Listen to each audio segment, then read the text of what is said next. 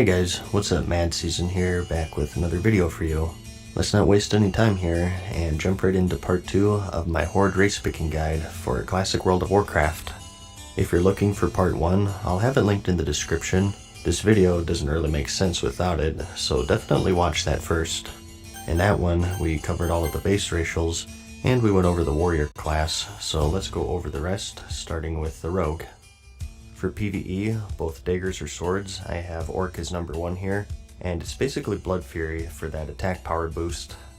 Note that rogues couldn't wield axes until the Wrath of the Lich King expansion, so don't pay any mind to their axe specialization.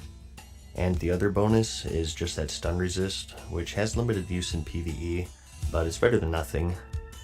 I do have Undead next at number 2, basically for the Will of the Forsaken.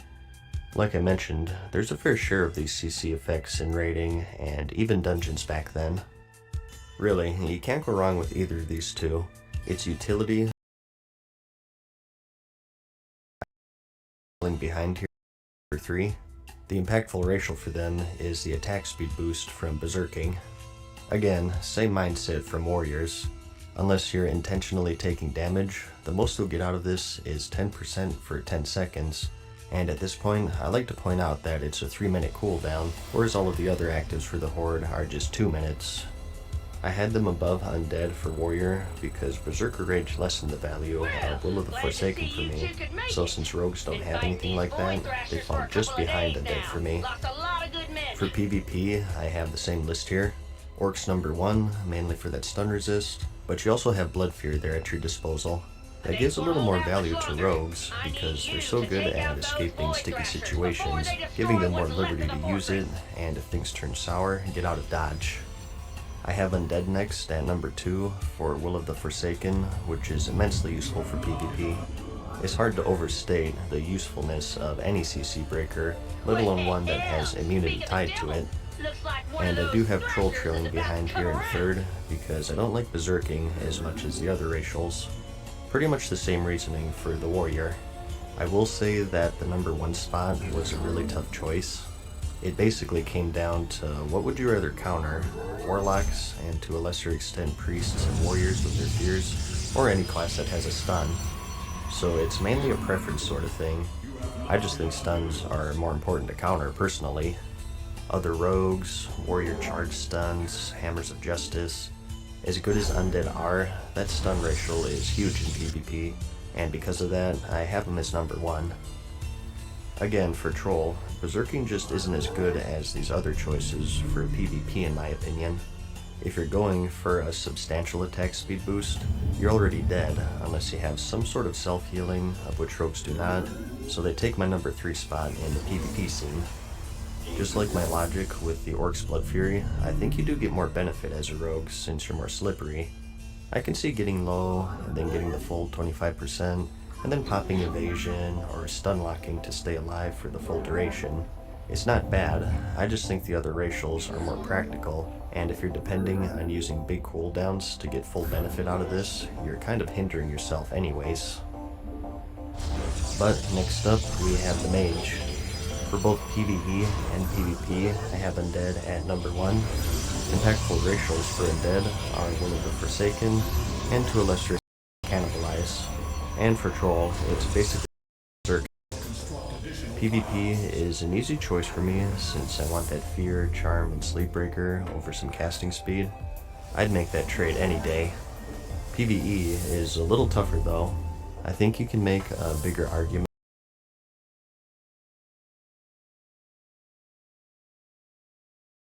break out of CC, so I like Undead more for PvE. I don't think there's really a clear winner here though, and I wouldn't deride you for going Troll. Next up, we have the Warlock.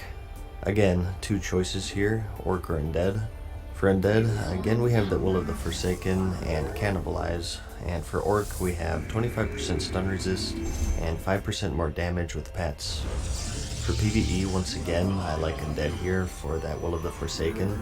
As I mentioned earlier, Warlock pits didn't do crazy damage back then, as I remember. I mean, 5% is 5%, but is it really worth not being able to negate fear effects that would otherwise get you killed or pull groups of enemies to your party? For me, Undead is a clear winner for PvE. For PvP, however, Orcs take number 1 for me for that stun resistance. Warlocks in particular are pretty vulnerable to stuns. They can't blink out of them like mages, and combined with kicks, you can get locked down quite easily. So anything to help with that is hugely valuable, especially as a warlock. And I'll take it over the Will of the Forsaken any day. I also haven't mentioned Cannibalize too much. It can be handy, I guess, but I see it as kind of minor in a PvP setting.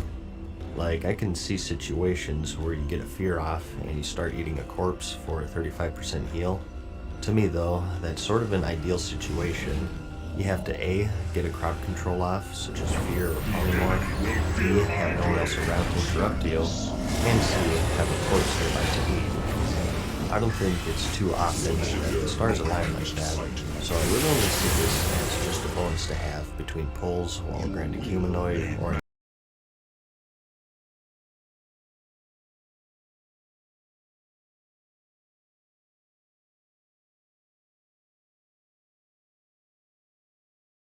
for PvE, impactful racials for the troll are Berserking, and although it's kinda minor, bow specialization.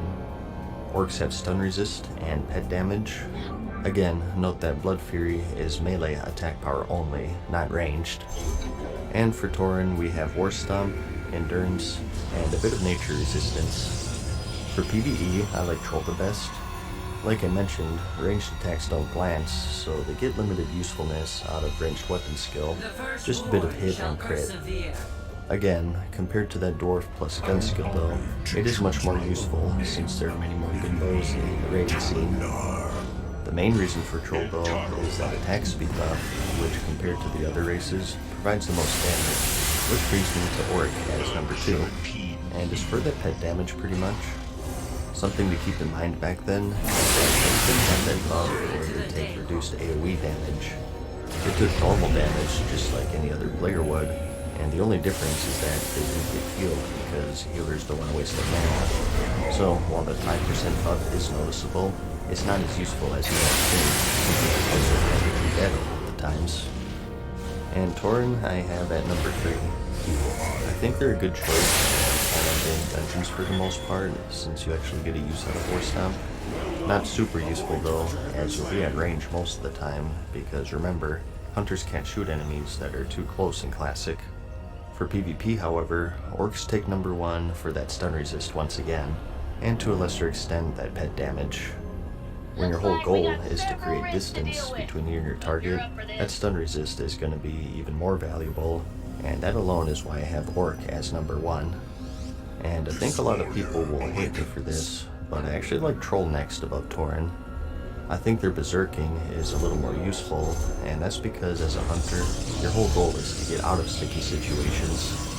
I can definitely see them getting worn down by a melee, just enough for a big attack speed boost, and then getting out of range through a wing clip route or whatever, and just unloading on them. For me, they're still a distant second behind Orc, but I don't know, I just like them more for PvP compared to the Tauren. The argument for Tauren is that War Stomp and increased health. It's pretty obvious the value that War Stomp brings as a hunter especially.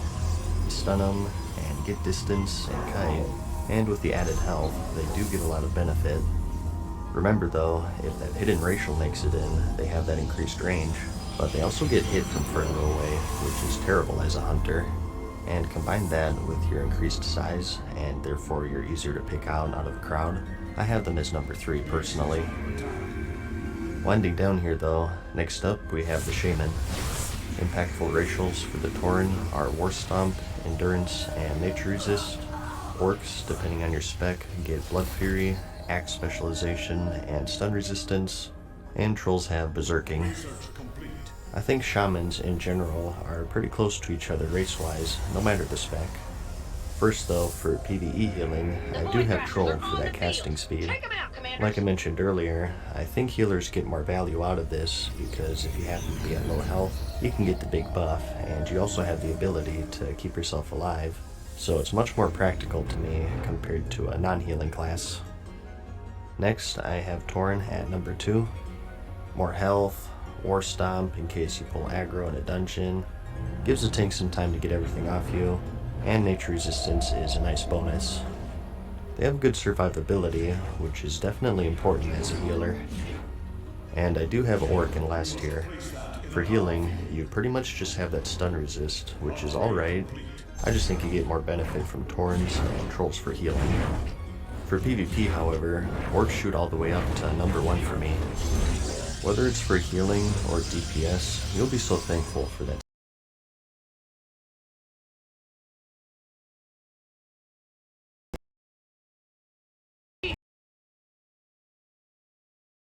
stun for PvP. For healers, it's a quick stun and a heal without worry of a kick, which is definitely nice, and obviously useful offensively for DPS.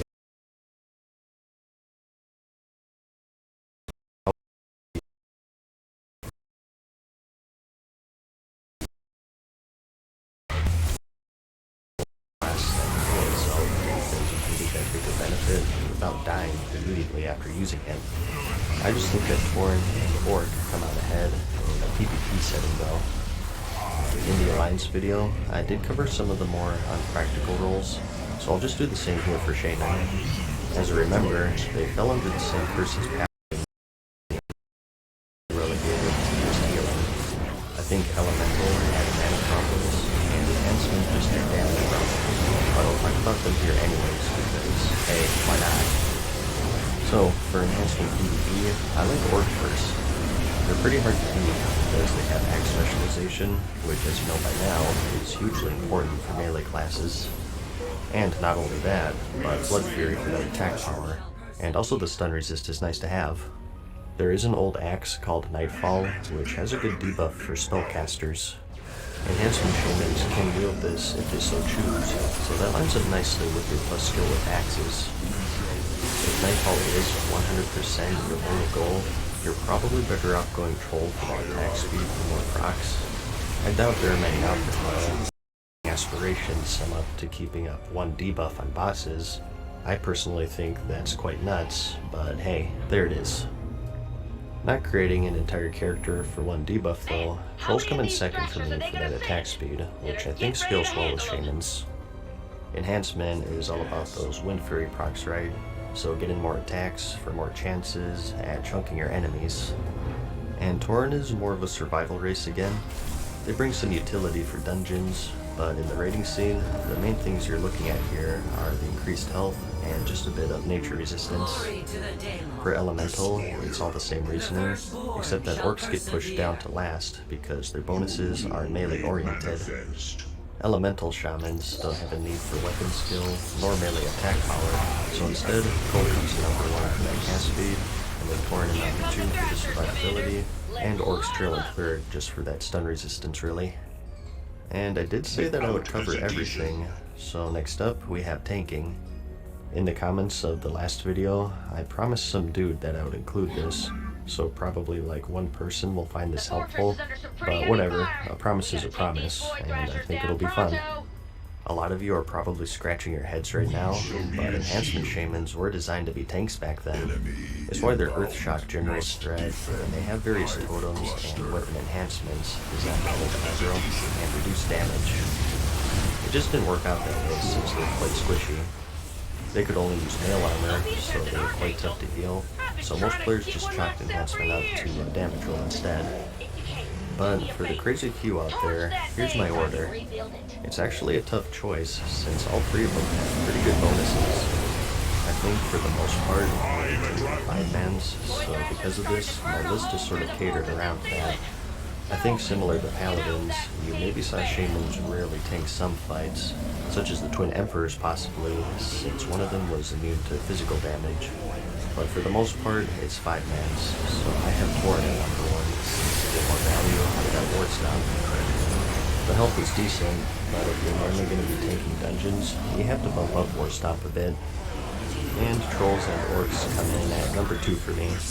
You could go either way, I think. Trolls have their attack speed buff, which is nice for tanks since you can take damage, And for Orc, as a human, I think what they do is as crucial as it is for warriors potentially. So maybe that opens up axes more for you to take advantage of their plus skill with them. It's hard to decide for me. I guess if you force me to choose, I'd go Troll because I like their rank shield for tanking quite a bit. And we also have the Priest. Just like the Alliance video, I wanted to save these for last since they're a special case, and that's because depending on your race, Priests get special abilities. Remember, Dwarves got Fear Ward for the Alliance, which made them the envy of every other Priest. The Horde ones are much more closer, I'd say though. Just 2 races available for Priest, which are Undead and Troll. The Undead get the Touch of Weakness, which is the next melee attack on the caster, will cause some shadow damage, and reduce damage caused by the attack by 20 for 2 minutes. And their bigger one is Devouring Plague, which is an extra dot. Afflicts the target with a disease that causes some pretty heavy shadow damage, and heals you for the amount inflicted. 3-minute cooldown, and quite a high mana cost. Trolls get the Hex of Weakness, which weakens the target, reducing damage caused by 20, and reduces healing by 20% for 2 minutes with no cooldown. They also get Shadow Guard, which is a 3-charge shield, which triggers when struck in combat. It does a bit of shadow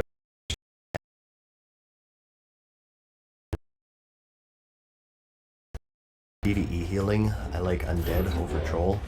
In addition to those Priest racials, it's Will of the Forsaken versus Berserking basically, and I think a CC Breaker is much more valuable with some extra casting speed.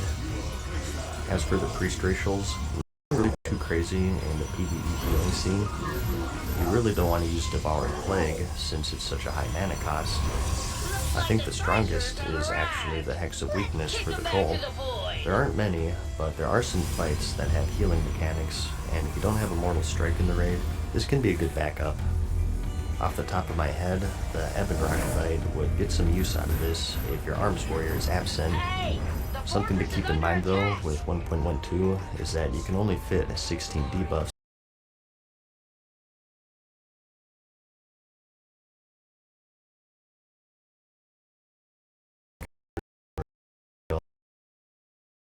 active all the time, simply because there are probably better debuffs to put on. It depends on your raid makeup, really. So, both of these are good choices. I just like Undead more for that CC breaker.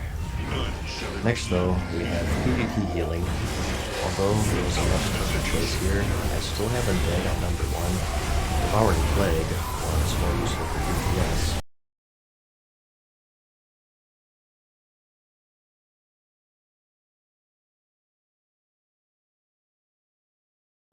To slightly reduce some damage.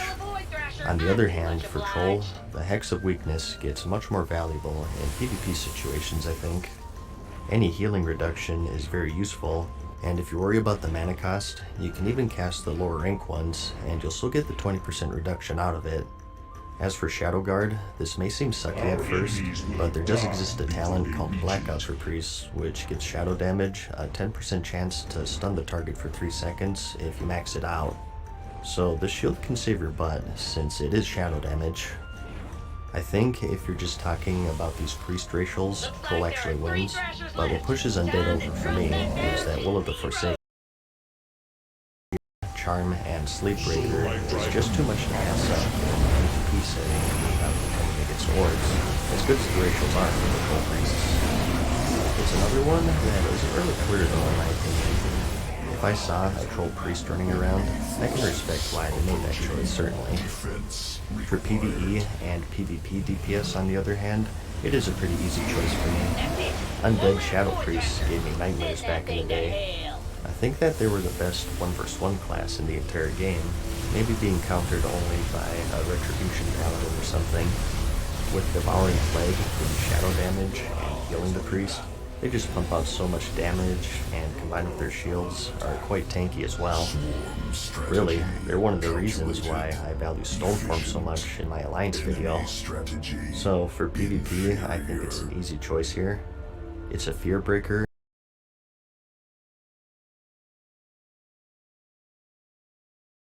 proper talents. For me, I'd pick Undead any day. As for PvE, like I said in the Alliance video, Shadow Priests had mana problems, so they weren't the best, but they had a nice debuff that definitely gave them some value. I still like Undead, since I think the priest racials are pretty even, and I just personally prefer Will over Berserking. Devouring Plague I don't put too much value on, since you're so mana starved anyways, but if it's a do or die situation and you need a lot of damage quickly, it's an option. And next, we have the hardest class out of all of them. This was the reason why this video took so long to make. Again, I'll let you guess on why I made these choices. But that's about it. Dang, these videos turned out to be much longer than the Alliance one. Sorry about that, but again, the Horde have such great racials that a lot of these require more thought and explanation. People used to say that if you want to be the best at PvP, you go Horde, and I gotta tell you, I agree with them. Alliance racials are strong in their own right, but the Horde just take them to the next level in a vanilla setting, I think. And PvE as well. It's harder to find a race and class combination that doesn't synergize well as Horde in my opinion. They're just good all around. Note that these are just my opinions. I don't pretend to be all-knowing in this game, but at the very least, I hope that my logic sort of helped you in your choices. If I got anything wrong, just like the Alliance video, I'll have a pinned comment that'll update if I made any major errors, so definitely check that out. And just look at the comments in general. People often post stuff that I didn't think of, so you'd benefit from giving those a read as well before you make your decision. Remember, it's permanent this time. No race changes, no faction changes, or even a barber shop, so think carefully about what exactly you want to do in the game. For speed, I'll have a full guide similar to this one linked in the description for you.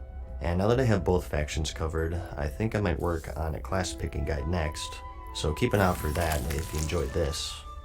I hope that you found the video helpful, like it if you liked it, and I'll see you in the next one.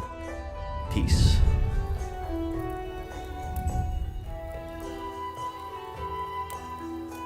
Farewell for now, mortals. We hope you enjoyed today's video. See you again soon.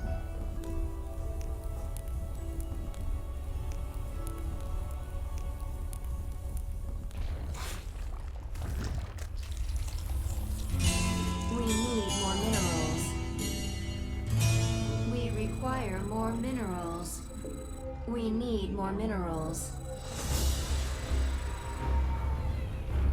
Not enough minerals. And we're back, live in orbit. Hey guys, around what's up, Meridian Mad Season Prime. here, back with Emperor another video for you. Valerian's allies have So, finally we've arrived. decided to join many It's others already in the too world of late. Azeroth as it was The in plan is for 2004 workers to gather 2007, xenon crystals referred to as reactivate Vanilla the or Classic. stabilizer. Will it I'm work? sure you have many questions. This reporter The biggest can of them. Imagine, classes have changed and evolved in a huge way over the years, almost unrecognizable from classic to current. So in this video, I'd like to give a brief rundown of each one and go over their roles, responsibilities, niches, perks, and just how they played as a whole. Now, this is a pretty exhausted subject on YouTube, I think. Class guides are all over the place, but something I've noticed is that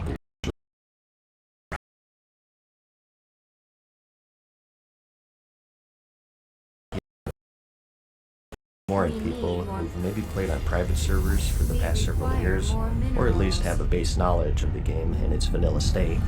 So since that's been covered really well by people much more knowledgeable than I, for this video I want to take a much more casual approach, assuming that the last time you played Classic was 12 years ago, or maybe you never had the chance to play it at all.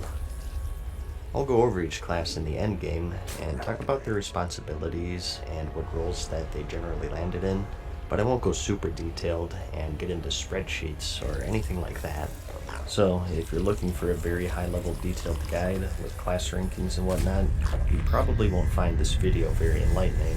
But if you just had the thought of, I'm not sure what class I want to play, let me search YouTube, this might be helpful to you. At least that's what I hope. The first thing I'll say is that each of these classes in the game have very specific roles that only they can. It's one of the more defining aspects of vanilla actually. Today, things have sort of melded together, most classes are capable of really good AoE DPS, where maybe back then it was the mage's specialty, and today most classes have some form of stun, which was primarily a rogue attribute back then. Everyone is super mobile, has oh crap buttons, big DPS cooldowns. Everyone can do everything basically. This wasn't the case back then, and it has its good sides and downsides. A downside obviously is that the balance is questionable. There were certain specializations that you rarely saw because it was still the early stages, and a lot of this was still experimentation. But a good side was that the roles that you could fill were the roles that you could fill, no one else.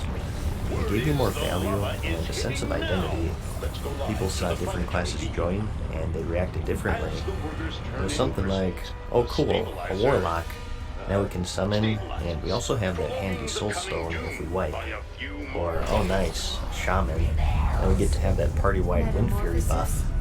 I can guarantee you that this will be one of the first things that you notice if you pick up Classic, and it's part of what made it so special back then. Before we get into the classes though, I should also go over how talents worked, since I'll be mentioning specializations quite a bit. Talents back then were much different. You didn't outright pick a specialization which gave you certain spells. You had access to 90% of your class's abilities regardless of the spec, and putting points into certain trees would just increase the power of those abilities.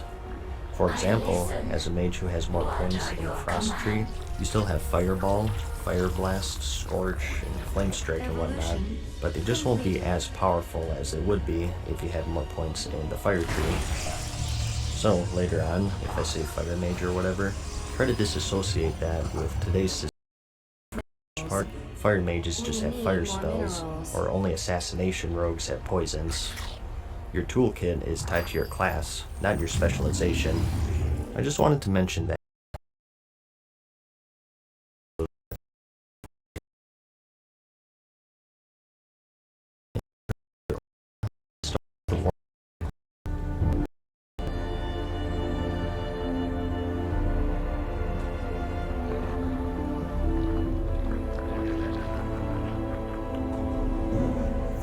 This is a pure DPS class that specializes in shadow and fire magic, and is supported with a wide variety of curses and other afflictions to wear down and debilitate your foes.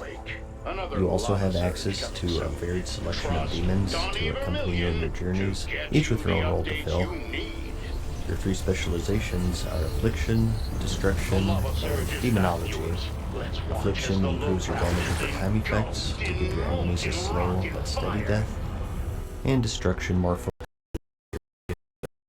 Shadow Bolt, or the instant cast Shadow Burn, a more direct way of dealing damage, with big crits and much more volatility compared to Affliction.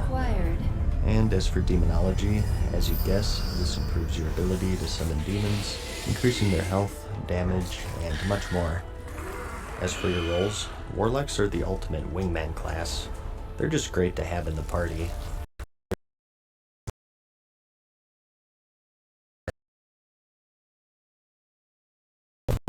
Traveling is much more cumbersome in general. Their Soul Stone was quite unique and much more valuable back then as well.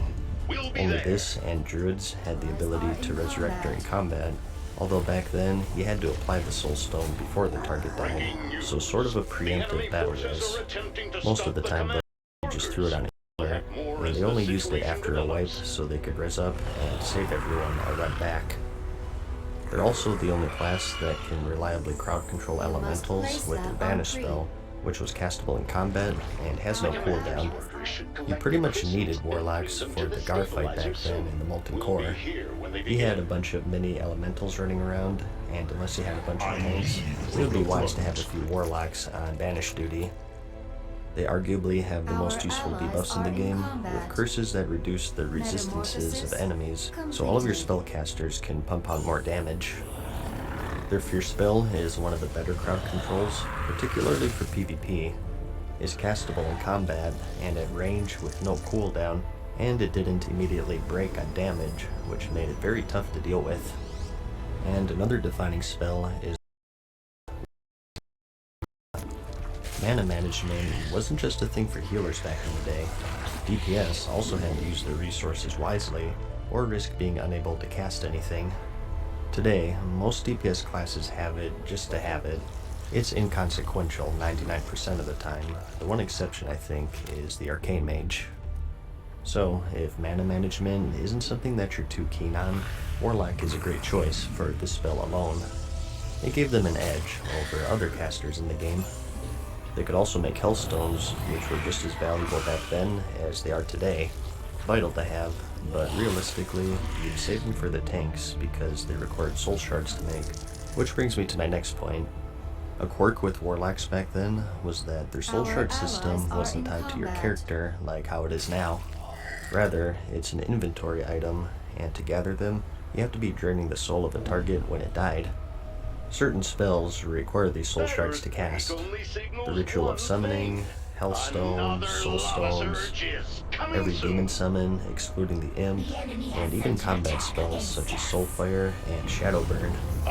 These took up an inventory slot, and back then, as infamous as it was, they didn't stack.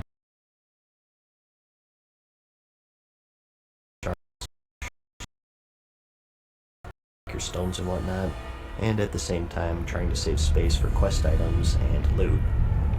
So, some will find that aspect frustrating, but they're just so useful to have that it's completely worth it, I find. If your goal is to make friends in this game, I always say to make a tank, a healer, or a warlock.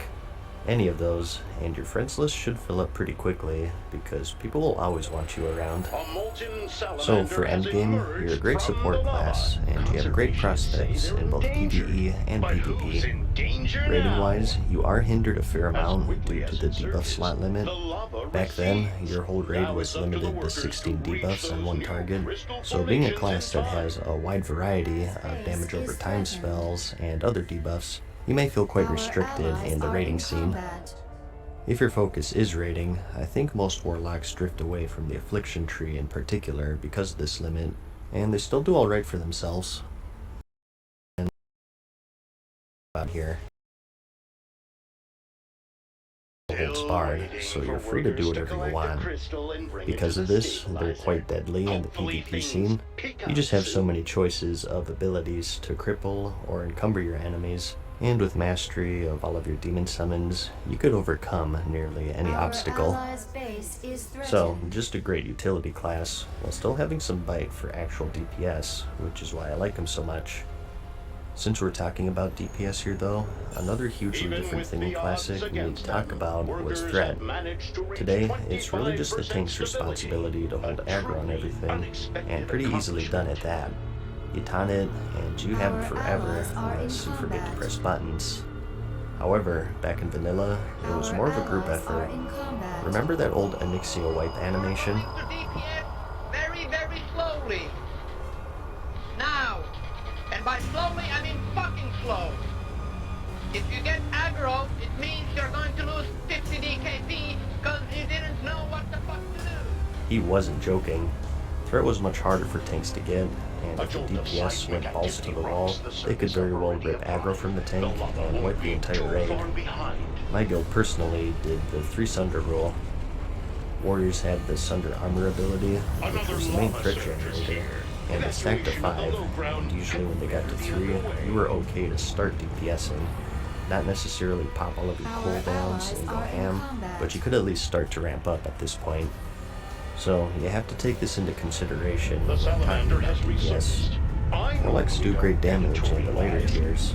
Their Shadow Bolts hit extremely hard, but the downside is that they have little to no way of reducing their aggro other than just not attacking.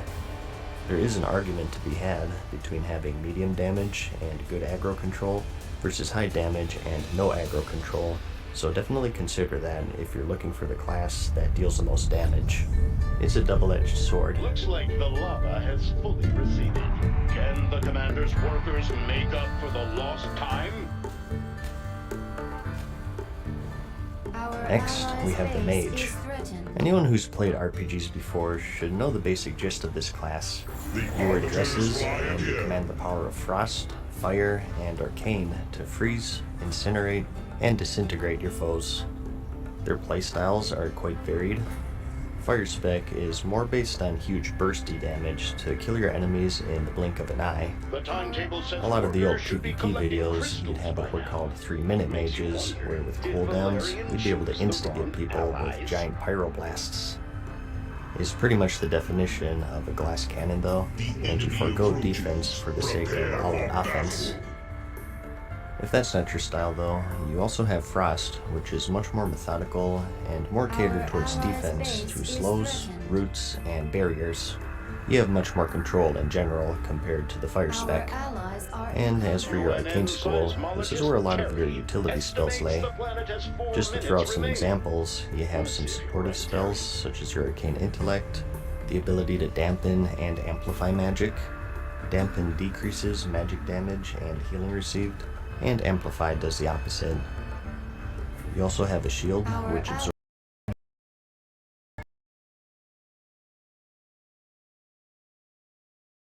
the channeled arcane missiles for steady damage, or the AoE arcane explosion. They still had a lot of handy abilities that we have in the current game, the main ones being the ability to conjure food and water,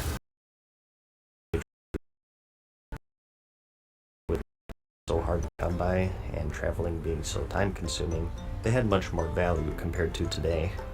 Just keep in mind, if you play a mage and you're hanging out in your major city, you will be asked for food and portals. It's just a fact of life. Some of the more industrious mages even made quite a bit of gold selling portals to major cities back then. You needed a reagent to open one up, so there was some justification in charging a price for them. Their Sheep spell was the most diverse and reliable crowd control in the game. No cooldown, castable at range, and it worked on humans and beasts, which most of the dungeons were comprised of, and combine that with the challenging nature of dungeons back then, and thus the need of CC, mages were always great to have in the group. And its usefulness in PvP is also pretty self-explanatory. In the raiding scene, you could always want at least a few mages there for food and water, and for their damage too. As I remember, they did pretty good. An interesting quirk that I should mention though is that back then, and this is for any class, not just mages, but enemies did have resistances, so you might be stronger or weaker depending on what you're killing and how you're stacked. For example, the Molten Core. Being the home of the elemental lord of fire, Ragnaros, it had many enemies who were resistant to fire magic, so a mage would find themselves quite weak here, as you would imagine. And elsewhere, as a frost mage, there are some other fights that are unfriendly to them. It makes sense if you think about it, especially if you played the old Final Fantasies where you had to fight an elemental.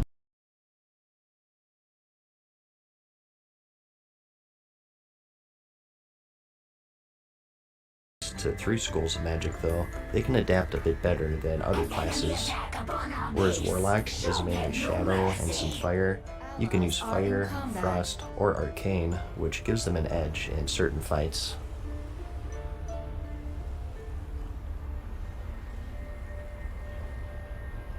With 3 minutes remaining, you have to wonder what's going through the commander's minds. Fear, doubt, like me both. We're still waiting for workers to collect a crystal and bring it to the stabilizer. Hopefully things pick up soon. The rogue's proficiencies lie in stealth, subterfuge, and assassination. They have a wide arsenal of stuns, slows, poisons, and other debilitating effects to ensure that they're always in firm control of any skirmish that they come across. That is, if they so choose to engage. Being just one of 2 classes to have the stealth ability, the rogues have the advantage of staying in the shadows and striking or disengaging when the time is right.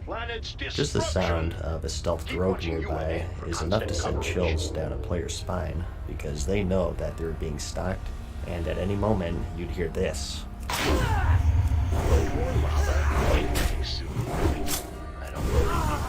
Admit it, you're desperate for attention. If your goal is to make other players angry and snap their keyboards in half, this is the class for you. Their offensive juggernauts, holding a wide variety of robust cooldowns to kill their enemies in the blink of an eye, and at the same time, many abilities and traits that made them extremely evasive and nimble. Because of this, they're extremely deadly in PvP in the right hands, and are considered among the best as DPS in the PvE scene as well.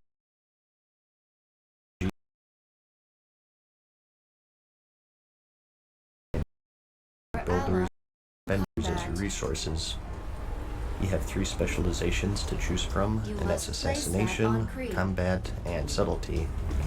The combat rogue is a toe-to-toe swashbuckler designed to simply overpower your target, typically focusing on one-handed swords or maces, but there were some dagger builds as well. 3 minutes left. Usually though, if daggers were your weapon of choice, most of your points would land in the assassination or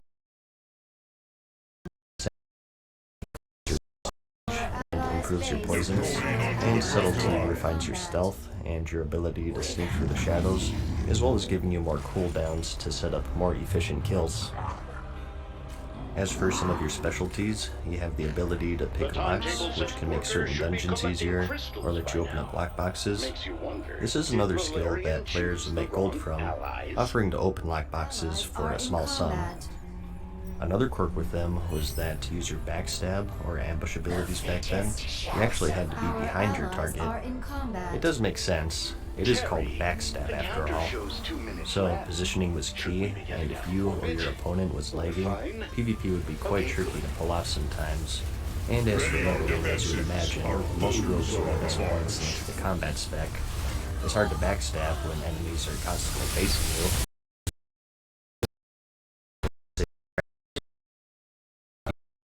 But even in certain areas in PvE as well. They have a wide variety of poisons at their disposal, as I said.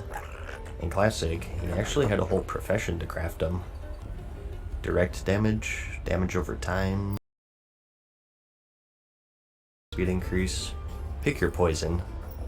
They're applicable on the fly, so you can adapt to any situation that's presented to you.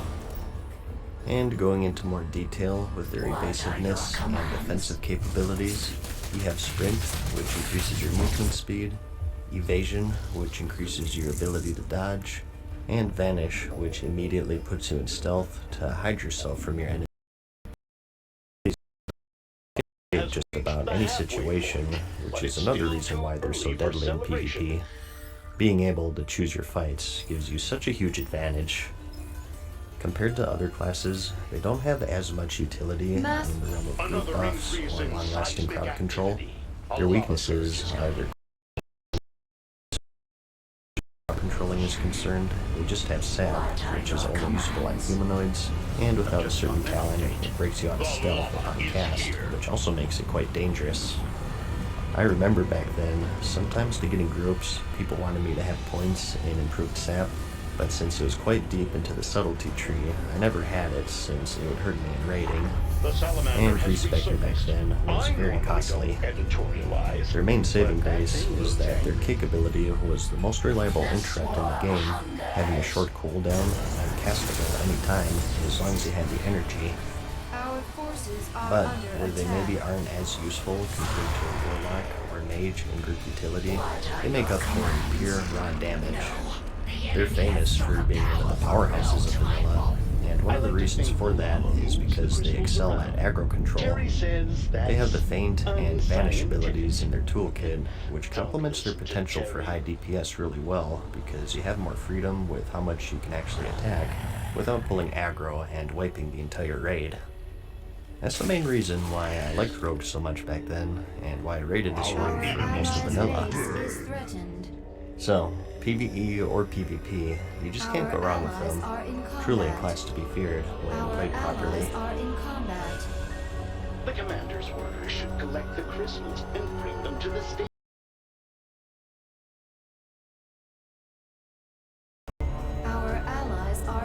The hunter is an expert scout and marksman who favors a bow, gun, or crossbow as their weapon of choice, and are accompanied by their trusty companion pet. They're a fourth and final pure DPS class in the game, and they hold a wide variety of devastating ranged attacks to decimate their foes from a distance, and a small arsenal of traps to keep them out of harm's way. If that fails them, however, they have a respectable amount of melee strength and a ferocity that's matched only by their beast companions. Bears, leopards, spiders, wolves, the wild holds endless potential allies for the hunter to tame. Some are as common as a household cat, and others are rare trophies that only the most patient can say that they've successfully domesticated. Your three specializations are marksmanship, beast mastery, and survival.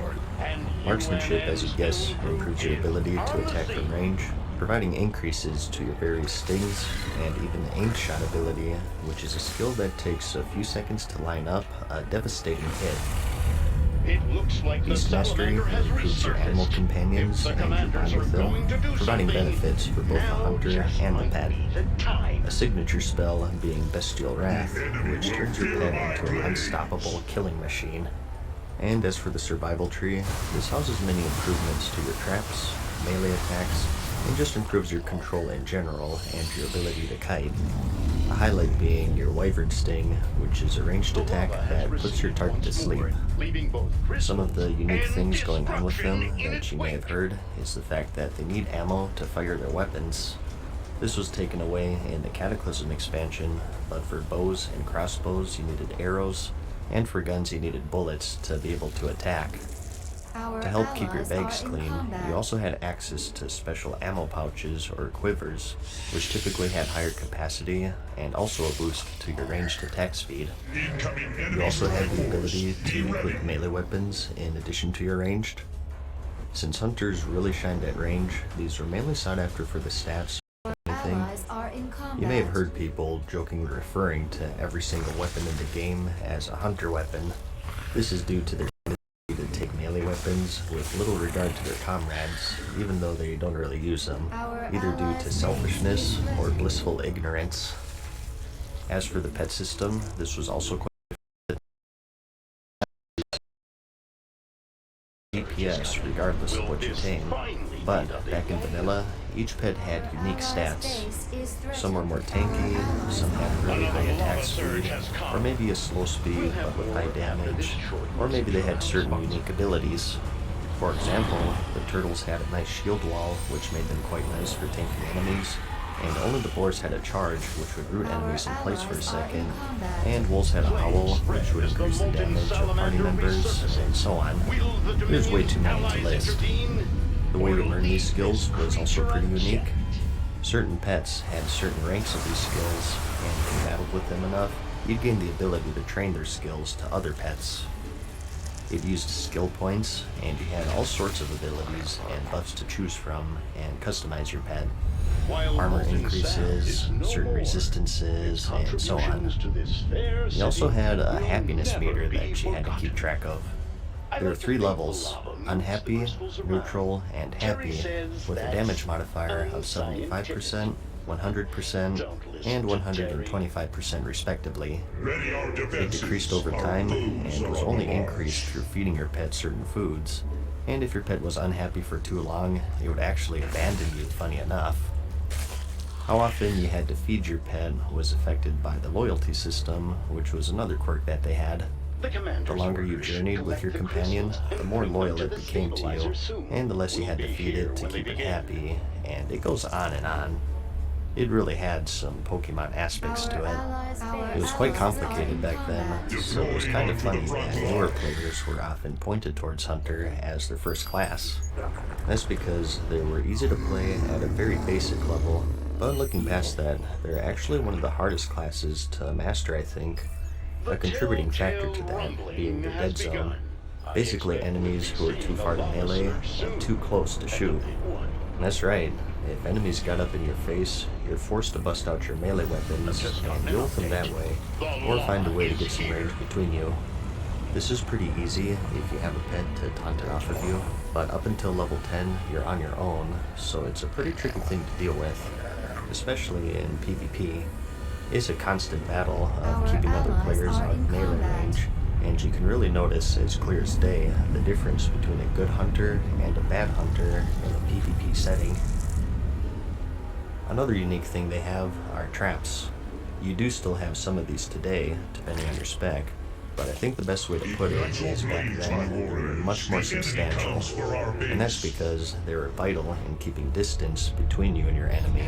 So with the removal of the dead zone, they kind of faded into the background, but back then you had to master these things if you wanted to be a decent hunter. You had the normal freezing trap, which as you guess froze targets, and you also had your frost trap, which was your AoE slow, and there were some damaging ones. Immolation for a single target dot, and Explosive for AoE. A cool set of abilities that helped define the class. And I mentioned this earlier, but hunters back then used mana as their resource, which will take a lot of people by surprise now. So no more focus, which means proper mana management becomes an important aspect of the class as a whole. As for your endgame rolls, and your DPS obviously, they aren't the most damaging in endgame rating, but they make up for it by giving some great utility. You had Aspect of the Pack, which was a group-wide speed buff, the True Shot Aura, which was a group-wide attack power buff, Tranquilizing Shot to dispel enrages, and with your Eyes of the Beast, you made excellent trash and boss pullers, and with your tracking, you could pinpoint the location of certain enemies. It was very common to have hunters as raid leaders back then, and it makes sense. They're the forward scouts of the game, leading their comrades through dangerous enemies and obstacles. They had great aggro control and death ability, so if threat control is one of the more scary aspects of vanilla for you, they handle it quite nicely. Probably as good as rogues, if not better. And in PvP, they were quite deadly if they knew what they were doing. They were a threat to everyone. Any melee if they knew how to kite, healers with their mana drain, and even casters if they had the right pet pushing back their casts. I think if you had to pick just one class to describe as easy to learn and hard to master, it's the Hunter.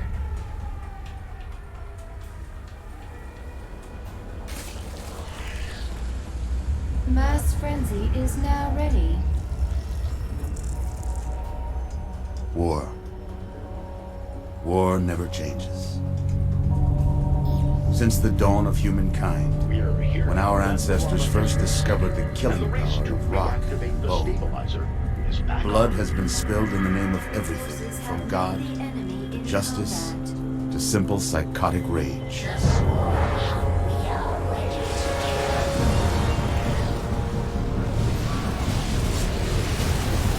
The quintessential melee class of any RPG, Warrior is a heavily armored juggernaut who doesn't rely on cunning nor magic.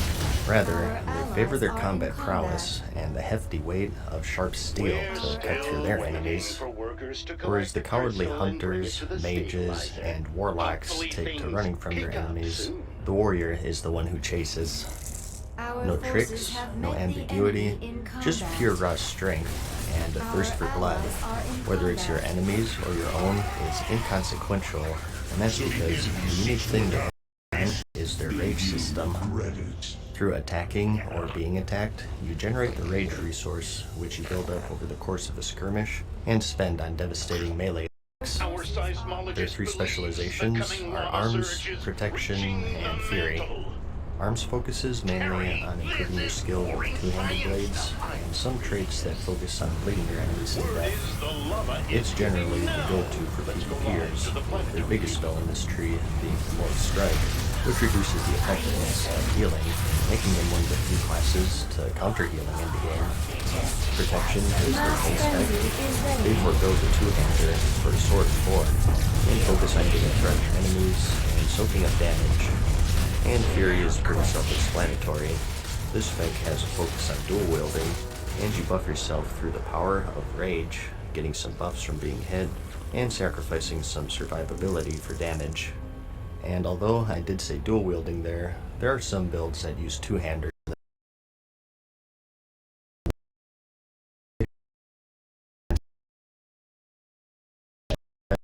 Battle and Berserking. Each one has their own perks. Defensive increases your threat and reduces your damage taken, but it also reduces your damage dealt. As for Berserking, this gives you some crit, but increases your damage taken, and battle stance is middle of the ground. No benefits nor detriments. You also had certain abilities that you could use in certain stances. Some examples would be Disarm, which is only usable in defensive, Overpower, which is battle stance only, or an Interrupt Shield Bash, which is usable in both battle and defensive stances. Particularly in PvP, it can make for a hectic time weaving between these three stances, adapting to what's going on around you, and since you lost all of your rage when switching, it was something that was pretty tricky to master too. You may have heard the term stance dancing before, and it's something that you'll have to learn for both PvE and PvP. So, not only are they relentless, but they also do very well at adapting to their surroundings, and can buff their offense or defense on the fly. Damage-wise, they can really pump it out, and some see them as the best. Again, with quotes around best there, because like some other classes, a downside is that they don't really have any way to get rid of aggro, so you have to be very careful at the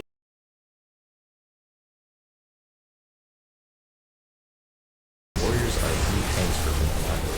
In full play, and with a shield, they're just unbeatable at soaking up damage. Whether it's passive or active mitigation, they're the kings of classic. And at the same time, there's a huge arsenal of taunts and threat generators. They also excelled at holding aggro, which wasn't so easy back then. The better your tank is, the better your raid is, because your DPS can let loose a bit more. And single target or AoE, warriors were great at holding aggro. And if you want to play one for damage, PvE or PvP, you can't go wrong. Viewers, but stay with us. I'm sure there's a lot more excitement to come. Only 3 minutes remain. Keep your eyes glued to the hollow screen. Calling upon the power of holy magic to protect and replenish their allies, the priest has the reputation of being one of the most resourceful healers in Classic.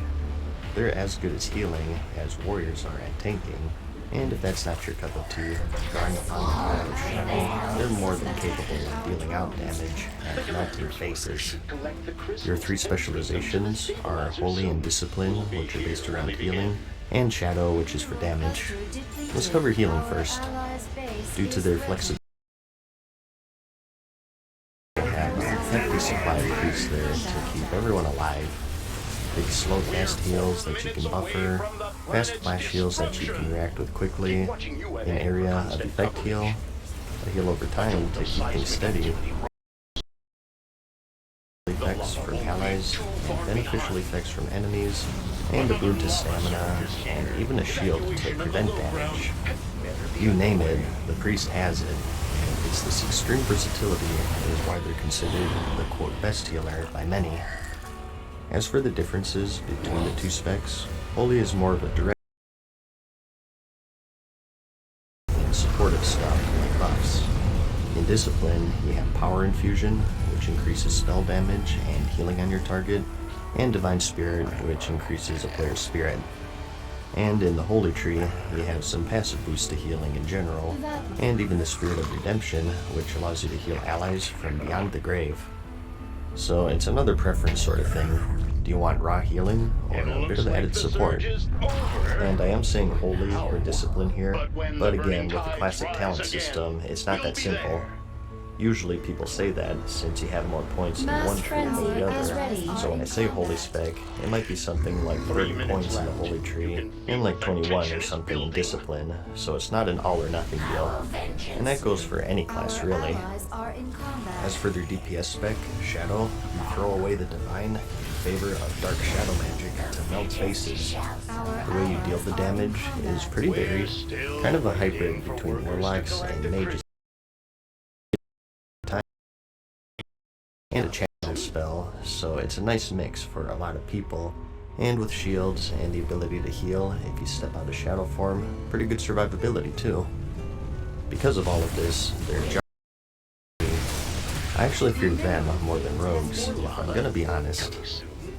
They do have a spot in rating, but their biggest weakness is their mana. They run out quite quickly, so I personally saw them very rarely in my guild.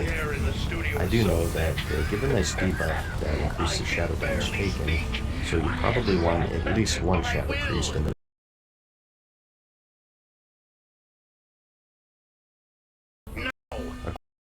is that shadow form that I mentioned.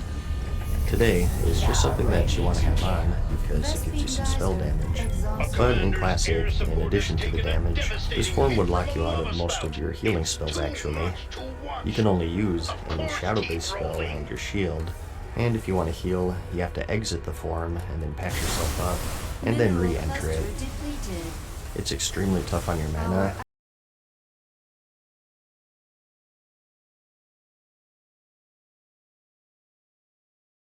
Dark Shadow Magic, the ultimate yin-yang class that packs a punch on both sides of the coin. Our allies are in combat. Our forces have met the enemy in combat. The Jack of all trades and the Master of none, the Druid is the ultimate hybrid class of the game. Being one with nature itself, they can take on the form of many different beasts to adapt to any situation. The healer goes down, or they run out of mana in a dungeon, back up a bit and spot heal. Or maybe the tank went down, so you just go bear form, pop cooldowns, and try to weather the storm. They're a great choice for players wanting to do a little bit of everything. Certainly the most nimble out of all of the classes with their travel form, which makes them second to none in escaping sticky situations or running flags in the Warsong Gulch.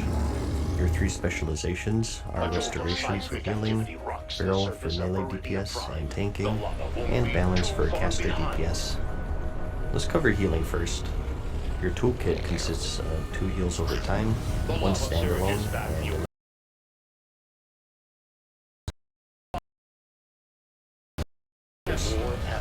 your toolkit isn't as diverse as a priest, but they make up for it in other ways. Now, this isn't tied to just restoration, but one of the nifty things that you have is your battle res, Rebirth. Like I mentioned earlier, the Warlock and Druid are the only classes capable of resurrecting players in combat, the former having to preemptively cast a Soul Stone before the target dies.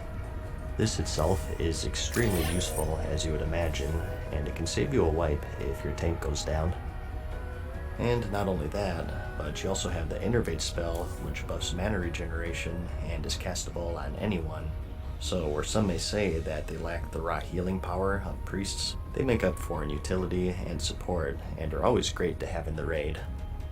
And they also have some pretty good crowd control capabilities. Their roots can take any melee out of the equation as long as you're outdoors, and they also have the Hibernate spell for beasts and Dragonkin. And they also have the Mark of the Wild, which is a pretty important buff, increasing your armor, attributes, and resistances of you and your group mates. Another quirk with them, this time a negative though, is that they don't have a normal out-of-combat resurrect, believe it. In raiding, it doesn't really matter because you're gonna have priests and paladins anyways, but for dungeons, if you had a druid healer, you had to sort of account for that and make sure that you bring a class that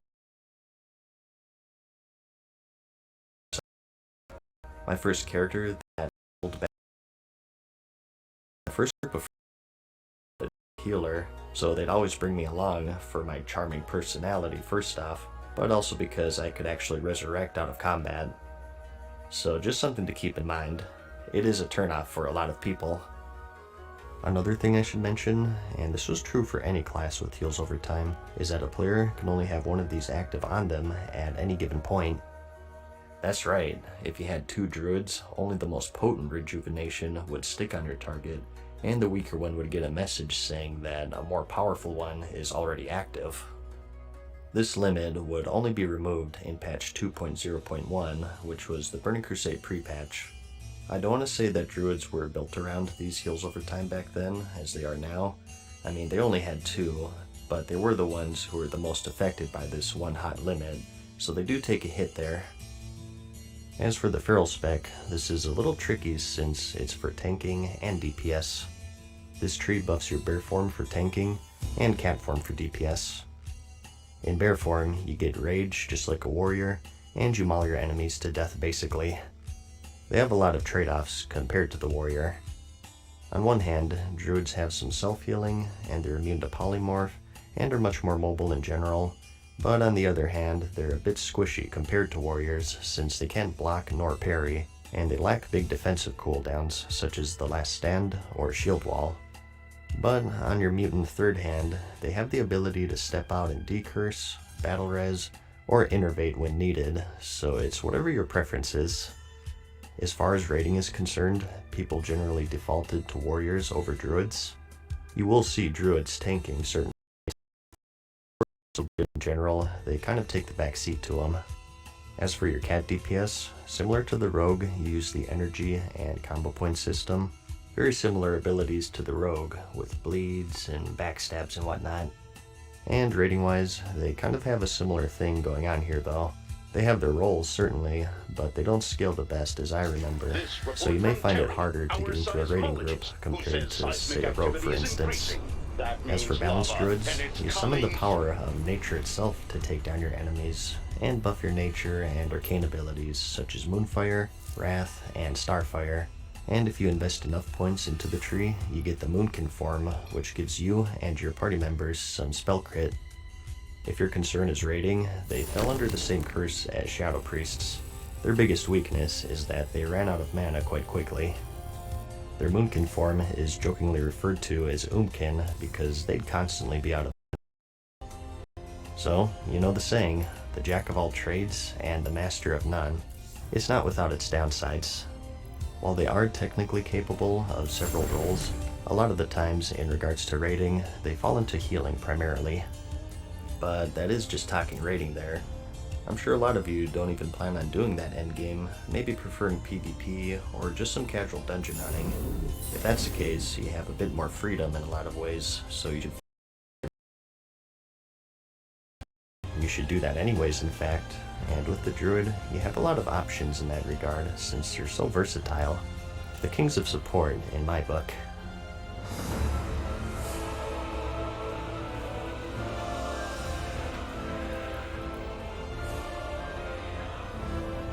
Paladins do battle to protect the world from the forces of shadow. Powerful warriors in their own right, they can also call upon the light to heal wounds, create shields of force, and incinerate evil creatures. At least that's what their official description says. You wear heavy plate, and judging from your spellbook, you have a strange infatuation with fists and hammers. You're the judge, jury, and executioner, with emphasis on the latter.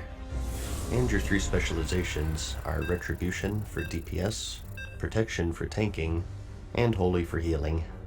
For Retribution, you pick up a two-hander and unleash some righteous smiting on your enemies, and for Protection, you pick up a sword and board, and with the power of light, protect yourself and your allies from harm. And with Holy, you call upon the power of, well, holy magic to keep your allies alive. This class has also changed quite a bit over the years, rivaling the Hunter even. Some of the cool quirks that you have are your blessings. The Paladin has access to a plethora of buffs to aid your group mates. Attack power, stat increases, threat reduction, and much more. Something you may have heard is that these were relentlessly annoying to keep up since they had a 5-minute duration, and with 40-man raids, it's quite a lot of buffing. But luckily, Classic is based off of patch 1.12, where you had the greater blessings, which cost a reagent to cast, but also they had durations of 15 minutes. So these blessings in general are very useful for dungeons, raids, PvP, solo play, whatever. They were one of the more defining aspects of the class, and it made them great group mates actually. And another unique thing they got going on are their auras. These are party-wide buffs, increased armor, resistances to certain schools of magic, a thorns buff that deals damage to attackers, and so on. They were just as essential as the blessings, especially those resistances, since there were some fights that were based around stacking them. And next, we have the seal system. Basically, these were enhancements to your melee attacks that did a variety of things. We have some extra holy damage per swing, some healing per swing, maybe some mana, and tied to each of these seals was a judgment effect. Essentially, if you cast the judgment,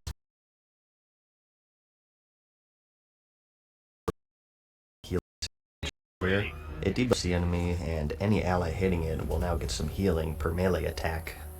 And it's the same for the mana seal, and for the holy damage one, it just does some straight instant holy damage.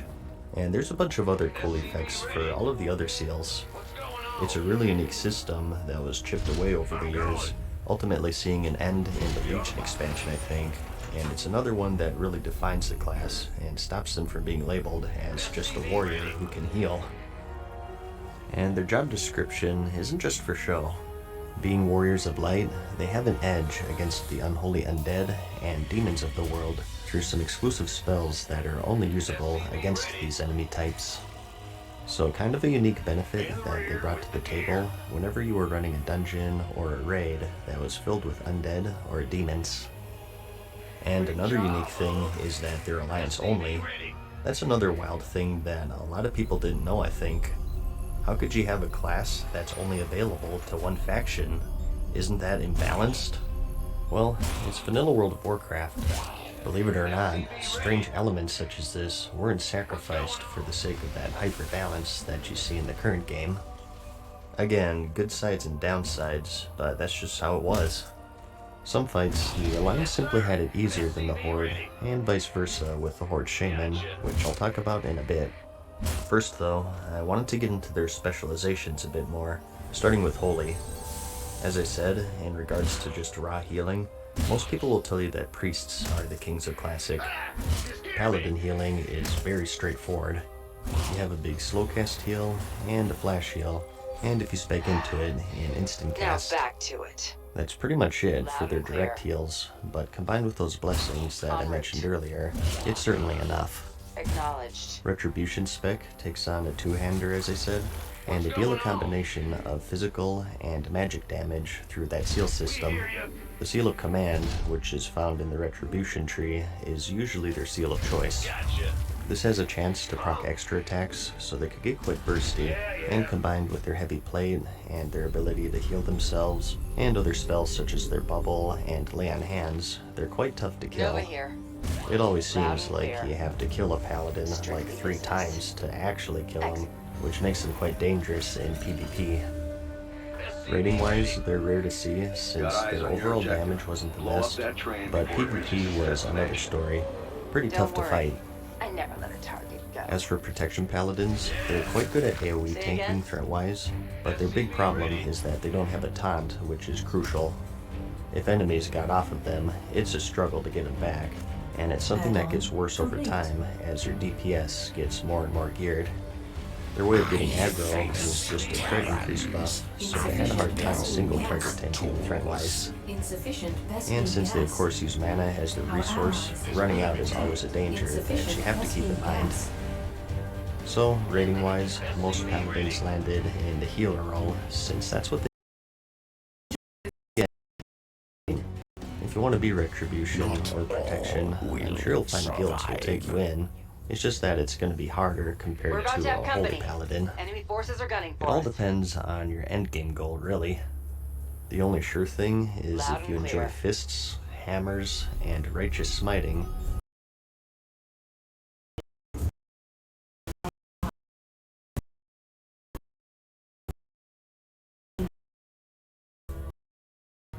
commanding the power of earth, fire, wind, and water, shamans manipulate the elements themselves to their will. And through the aid of their sacred totems, which provide boons to the shaman and their allies, they're considered to be one of the best support classes in the game, while still packing a mean punch on their own. They're the Horde counterpart of the Alliance's Paladin, and they typically fall into the damage or healing roles. Their 3 specializations are Elemental, Enhancement, and Restoration. Restoration, as you guess, is for healing. Enhancement is a melee-based DPS spec, which specializes in, well, weapon enhancements, hence the name. And Elemental is for caster DPS, making use of nearly every element. As for what separates them from everyone else, we have their totem system. They do still have these today, but like much else, they're a shadow of their former selves. Back then, you had a huge variety of special totems of each element: fire, earth, water, and air, and they all did different things. Fire totems were for damage mainly, either direct or AoE, and water was more inclined for healing or mana regeneration, and earth and air enhanced you and your party members in various ways. Now, it would be exhausting to list every single one, but she had totems that buffed the weapons of your party members with wind, giving melee attacks a chance to proc extra attacks.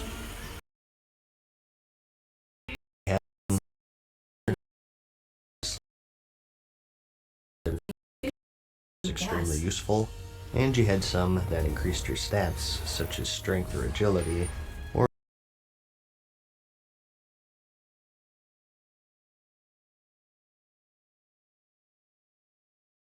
choke point of a battleground to give ample warning of an incoming attack.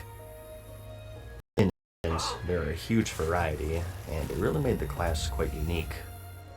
This class was also distinct due to the fact that they had 2 lives.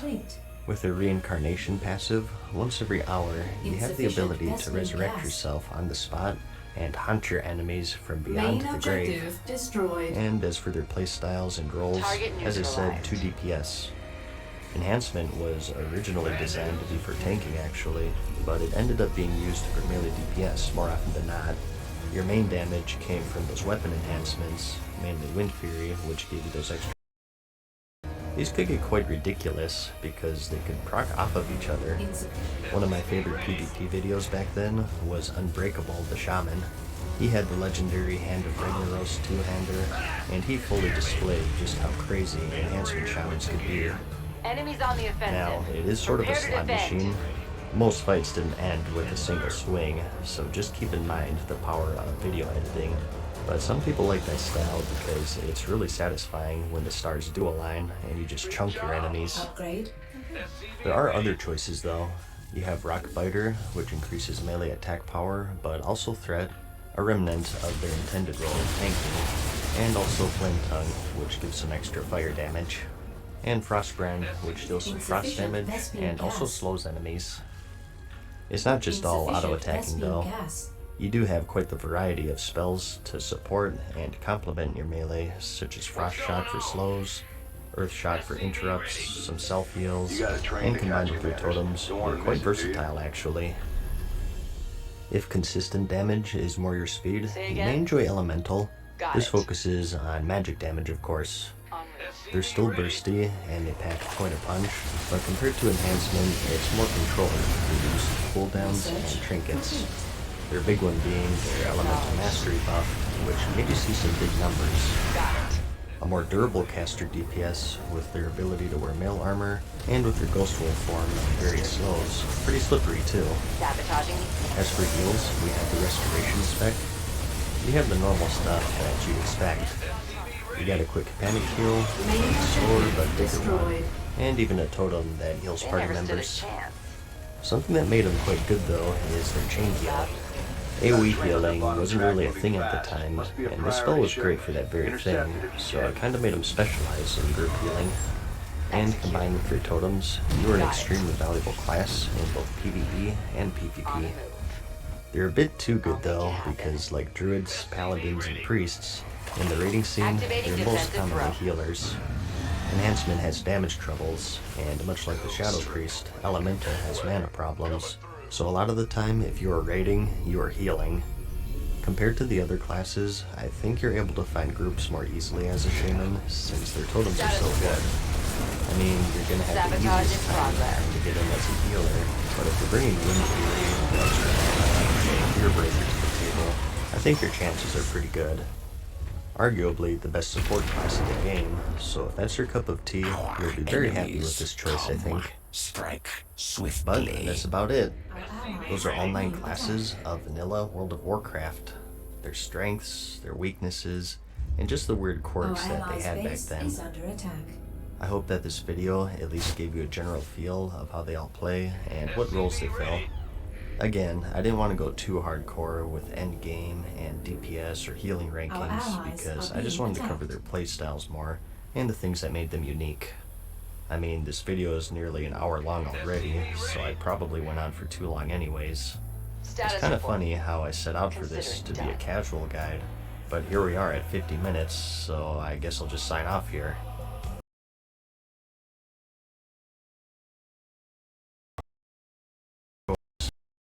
Play. comments, as people usually have useful information that I missed or got wrong. And the next question is usually, well, what race should I pick? Well, say no more. Luckily, I already have full guides for that made for both the Horde and the Alliance. Some races do synergize well with these classes more so than others, which may or may not be important to you. If it is, I'll have some links for you in the description of this video, so feel free to check those out. I hope you found the video helpful though. Like it if you liked it, Good job, and I'll see you in the next one. From the intel I've been provided, I'd say half their stock is in flames.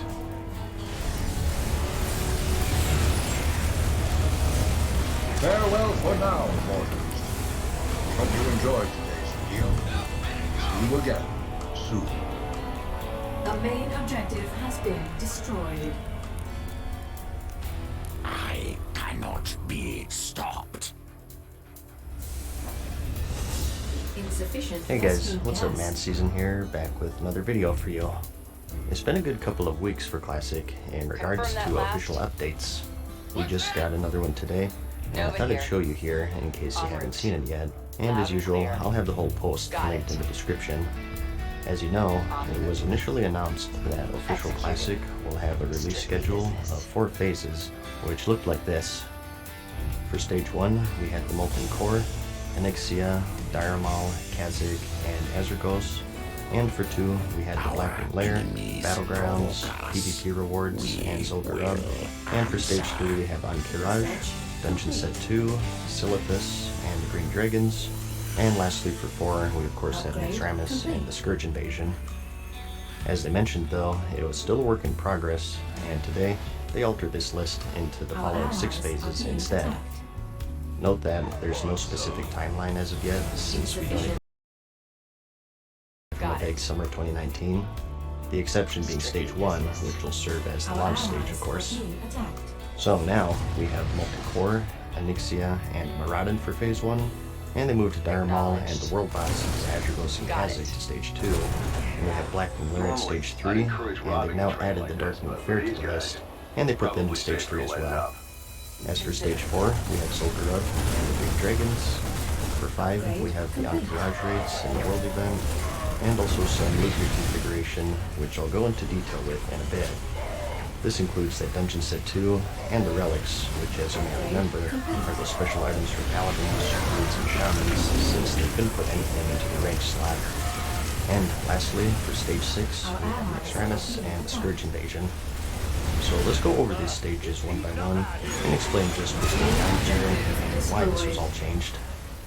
So, Objective Phase 1, terminated. the Molten Core, Onyxia, and Maraudon. This is very close to the actual release date of the game, as it was in 2004, with the exception being Maraudon here, which was released in patch 1.2 in December of the same year, just 1 month away. The big news here is that Diremal and the World Bosses are no longer tied to the release stage.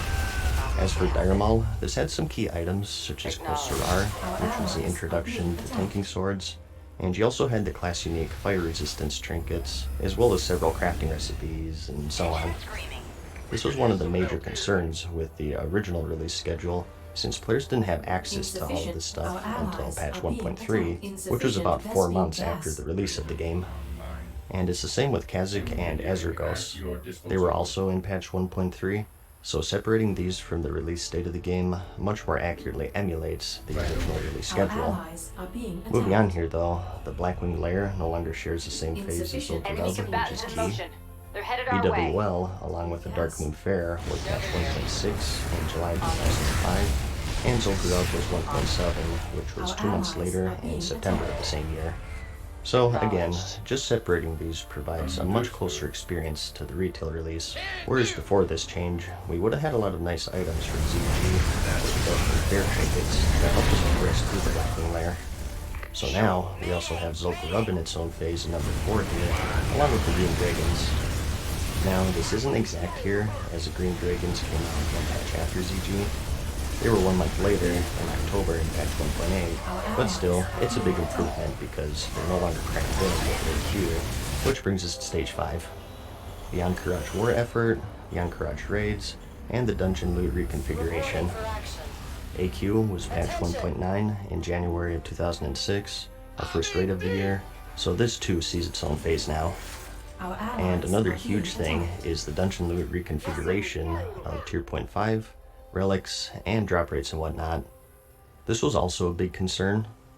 As the game progressed, new and more powerful items outside of the big raids were also being added, of course.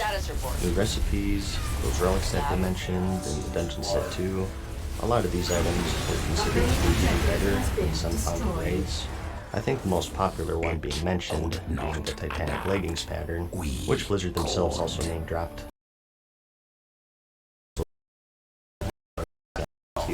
Specifically, they said that they'll turn it on once the gates are unlocked, so people can't farm them up during the war effort and go AQ40 before we geared up with them. I think this is maybe the biggest change on everything here. Pretty huge for balance. And lastly, we have the Scourge invasion and Naxxramas for phase 6. Nothing too surprising to mention there. So the big takeaways here are that not counting world boss.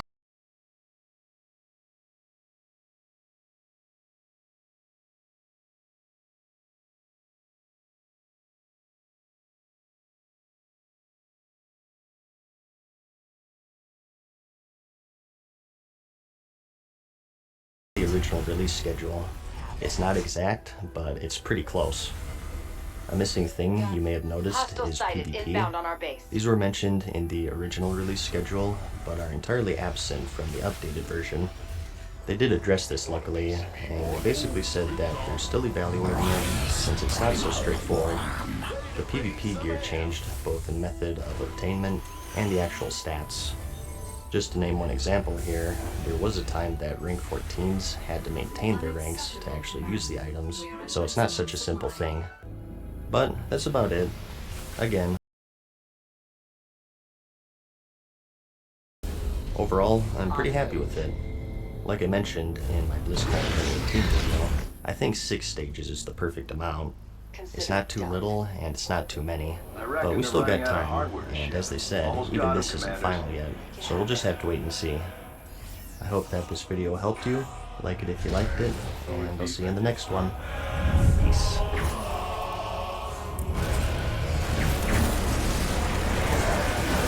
Farewell for now, mortals. Hope you enjoyed. See you again soon.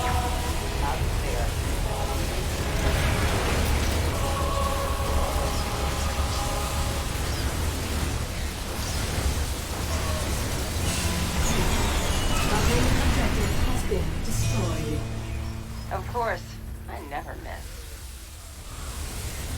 Hey guys, what's up guys? Season here, back with another video for you. The winner of this month's poll is the Profession Picking Guide for Classic World of Warcraft, so we're sort of continuing my beginner guide series here. I started with races, and then I did classes, so today, professions. Following the scheme with my other videos, I'll try to cater more to the beginners into the classic scene, so just going over the basics here about what each profession is, and maybe some highlights and popular items of each one, their gold making potential, and also strengths for both PvE and PvP. And I'll also throw in my personal picks for each class at the end. The first thing I'll say is that professions as a whole are much more substantial in Classic compared to current, is the best way that I can put it, I guess. It is a bit counterintuitive. More and more recipes have been added over time, so how's it more substantial in Classic? Well, we'll get to that for each profession, but in general, point one is that everything must be 100% even with each other. There are items that only certain professions could use, and they'd give you a monstrous edge in both PvE and PvP. And point two is, with gold being so hard gold passively just by playing the game through world quests or table missions, generous vendor prices, and so on. But back then, it's a struggle, so these professions are going to be vital. And point three is that some of them are quite grindy and difficult to level, which is just exacerbated by point two. So knowing what you want and what each one gives will save you a lot of time and money down the road, so you're not constantly switching around. We have 12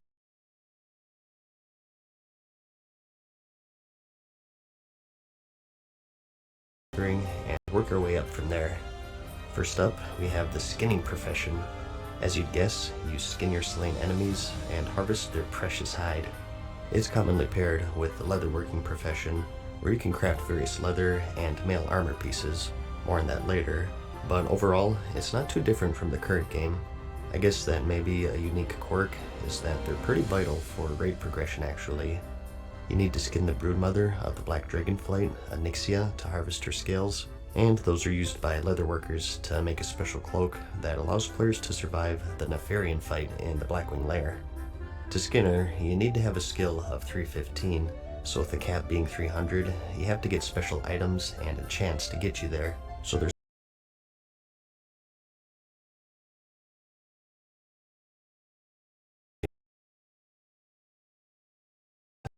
simply waste away.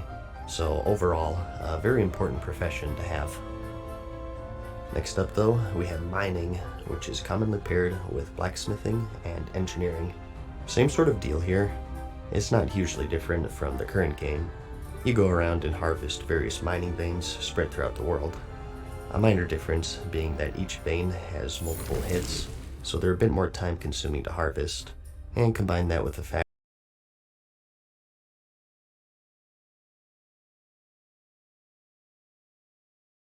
for like their special resource is dark iron, which can be found in the Molten Core raid, although it's not exclusive to the zone. But you make bars from this, and blacksmiths need those to make some fire resist gear, which is crucial for raid progression. Smelting them requires a bit of work though, as you have to complete a quest to learn the recipe, and you can only smelt them at the Black Forge, which is located deep inside the Blackrock Depths dungeon.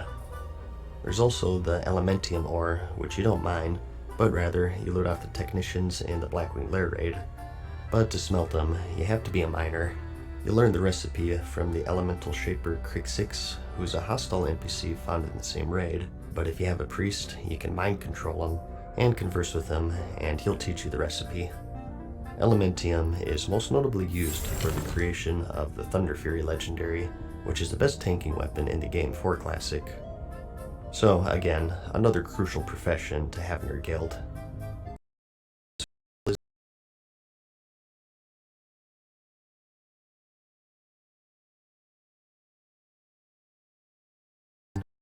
Is large now go around picking flowers. That's pretty much it. A frustrating thing is that just like mining, you can actually fail at picking them up. Don't even ask me how that works. Maybe you're a bit too manly like me, so you have to focus your thoughts on more feminine things to properly pick them up. But your big endgame material will be the Black Lotus, which is used for high-end flasks, and an item called the Gurubashi Mojo Madness, which you need for an optional boss in the Zul'Gurub raid. I guess one thing to say is that back then, you could only track one resource at a time on your minimap, either herbs or mining nodes, not both. So for those who want be better off having skinning as a second, unless you feel like constantly switching between herbs and veins. Next, for the crafting professions, let's just go alphabetically here, starting with alchemy. With this, you of course make a variety of consumables to aid you in your adventures, and you have three types, and that's potions, elixirs, and flasks. Potions are a bit overpowered in Classic because you can use multiple ones in battle actually. In the current game, you'll notice after using a potion, the cooldown only starts ticking after you've exited combat. It's why pre-potting before pull is so important, but in Classic, the cooldown starts regardless if you're in combat or not. And you have the stuff that you'd expect: health potions, mana potions, rage potions for you warriors out there, and potions to absorb certain elements. Fire, nature, and frost are going to be the biggest ones for PvE. You also have free action potions, which are abbreviated to FAP, which breaks and provides immunity to stuns and snares. Extremely crucial for PvP. You have potions to remove curses, diseases, poisons, potions to increase armor, and it goes on and on. As for the elixirs, these are more long-term effects. This was also before Blizzard distinguished between battle and guardian elixirs, so you could stack multiple offensive and defensive buffs, typically if they didn't provide the same stat increase. For example, you can stack an elixir of the mongoose with the Winterfall Firewater, but you can't stack a great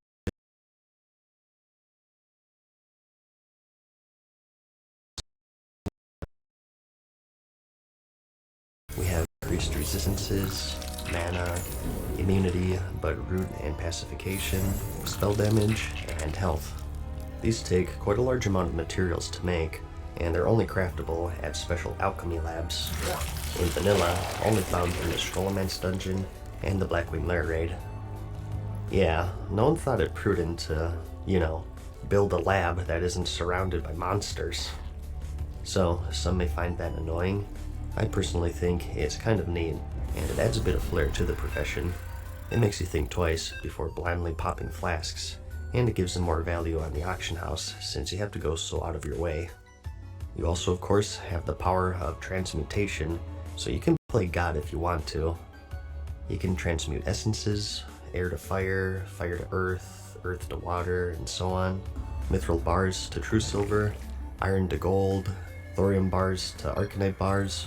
Arcanite bars, of course, being crucial in the creation of the legendaries Sulfurus, the Hand of Ignoros, and Thunder Fury, as well as other powerful items. The catch is that these transmutations have a 2-day cooldown, and they all share with each other. The good side, though, is that it creates a market for just your cooldown. A common practice back then was for someone to supply the alchemist with materials for a transmute and some gold to essentially buy their cooldown. So, it's essentially a lazy man's way of getting gold. All it takes is a click of a button and a bit of social interaction, which I know is scary, but if that fails, you can always just buy materials at the auction house and sell whatever you transmute for a profit. Overall, it's a pretty powerful profession for raiders. You can just buy all of the stuff on the auction house. They're not soulbound, of course, so if you're looking to min-max, it's not 100% essential to have alchemy. It'll just save you a ton of gold in the long run, and you'll even make quite a bit at the same time. Like I said, it's definitely the lazy man's way of making gold. I myself am planning on getting it on a plethora of characters and keeping stocked up on materials, so every 2 days I just cycle through them all and click a button to collect some gold. Good profession. Next, we have blacksmithing. This is your weapon and mail and plate armor profession, and it's a pretty common choice for the heavily armored paladins and warriors. In vanilla, as a blacksmith, you have the option in specializing in certain areas. You can either be an armorsmith or a weaponsmith, and if you're a weaponsmith, you can specialize further into either maces, swords, or axes. And for all of this, you have special exclusive recipes. Here are some examples of some weapons you can make as a weaponsmith. More useful for that early endgame, of course. Feel free to pause if needed here. And here's some axes you can make as an axesmith.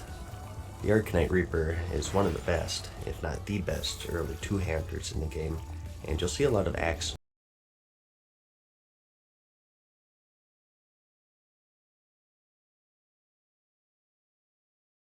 bars and alchemists make. You can also make the Nightfall Axe, which is highly sought after for its debuff, typically used by off-tanks, I believe, to maximize the raid damage. As for hammersmiths, they don't have anything too crazy really, and that's because the specializations for maces were stuns back then. People wanted axes or swords mainly, because those gave increased crit and extra swings for rogues and warriors, whereas the mace stuns were really only handy for PvP. And here you have your swords. I think the most popular one here is the Sageblade, but this won't be available until Phase 5, since they originally released quite late in Vanilla's lifespan. Armorsmith has a little more viability past that early endgame gearing, as they have some pretty powerful recipes. The Lionheart helmet and the Titanic leggings are two of the more popular ones, as they're incredibly good for DPS plate. However, just like the Sageblade, keep in mind that not everything is going to be in at launch. Ready for combat. They specifically mentioned the Titanic leggings, in fact. And you also have all of your Dark Iron plate. Back then, you needed fire resistance for the Ragnaros fight in the Molten Core, or if there was a 3-minute mage in PvP or something, and through some quests and rep grinding, you can get plans for the Dark Iron gear, which has a ton of fire resistance. It's going to be crucial for that early raiding, so you'll be a valuable guild member if you get all of the plans. Other key items will be your Sulfuron Hammer, which you need for the Hand of Ragnaros. You can also make Sharpening Stones and Weight Stones, which are buffs to your weapons.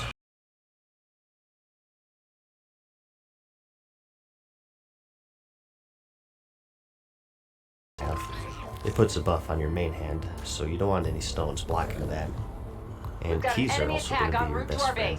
Sometimes you'll find yourself without a rogue in the group, or maybe you have one and you just haven't learned good lockpicking, and in certain dungeons, you'll have these locked doors blocking your path. This can be a lifesaver and make your group members quite happy. All in all, Blacksmith has some pretty good potential for gold making, but it requires a lot of time farming the materials and luck getting all of the good patterns. For the high-end stuff, you really have to put some effort in, but if you do it, and the earlier that you do it, the more you'll make. And they have some options for some steady gold too. Remember those sharpening stones and weight stones that I mentioned earlier. Again though, that's going to be more favorable to the Alliance. And you can also make enchanting rods, which enchanters need, so those will always be a good earner as well. But next, we have the Engineer. Those who like messing around with silly gadgets and explosives will find themselves quite at home with this profession, and many would agree that it's, quote, the best one for min-maxers. We'll get into that in a bit. The Field Repair Bot is present in Classic, and it's just as useful as ever, even more so in fact, since there aren't any repair mounts. These were pretty much a requirement for any raiding guild back then. They can also make a selection of guns and ammo, making it an appealing choice for hunters. This gun was dubbed the Super Soaker in my guild for obvious reasons. And here you have your hunter ammo. You'll be needing plenty of this, as you burn through it faster than you think.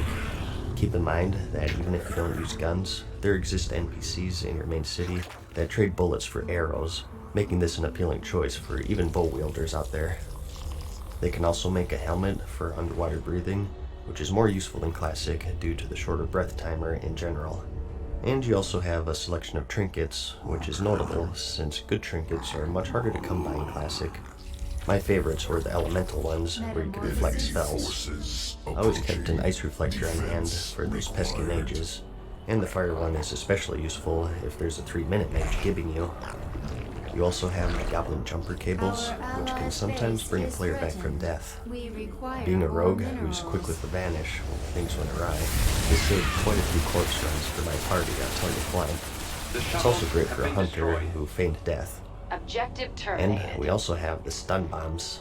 As an engineer, you have access to a variety of grenades that deal some AoE damage, and also incapacitate your enemies. There are a bunch of different ones, but as I remember, most people stuck with the iron grenades, since they were the most cost efficient. There are higher level ones that do more damage, but they cost an arm and a leg to make, so it really depends on how much you're willing to invest there. So these are absolutely crucial for PvP, but they're still pretty good for PvE as well. And you also have the Sephorian charges, which are equivalent to the Blacksmith keys, just a little more brute force. Similar to Blacksmith, you have different expertises to choose from, just 2 this time, and it's Gnomish or Goblin. Gnomes focus more on gadgets, such as the Mind Control Cap. This can sometimes mind control a humanoid target, including players, and other times it'll do nothing, or you'll be mind controlled to them. The Battle Chicken is quite nice, as it occasionally provides an attack speed buff to your group, 5% for 4 minutes, making it another appealing choice for endgame raiding.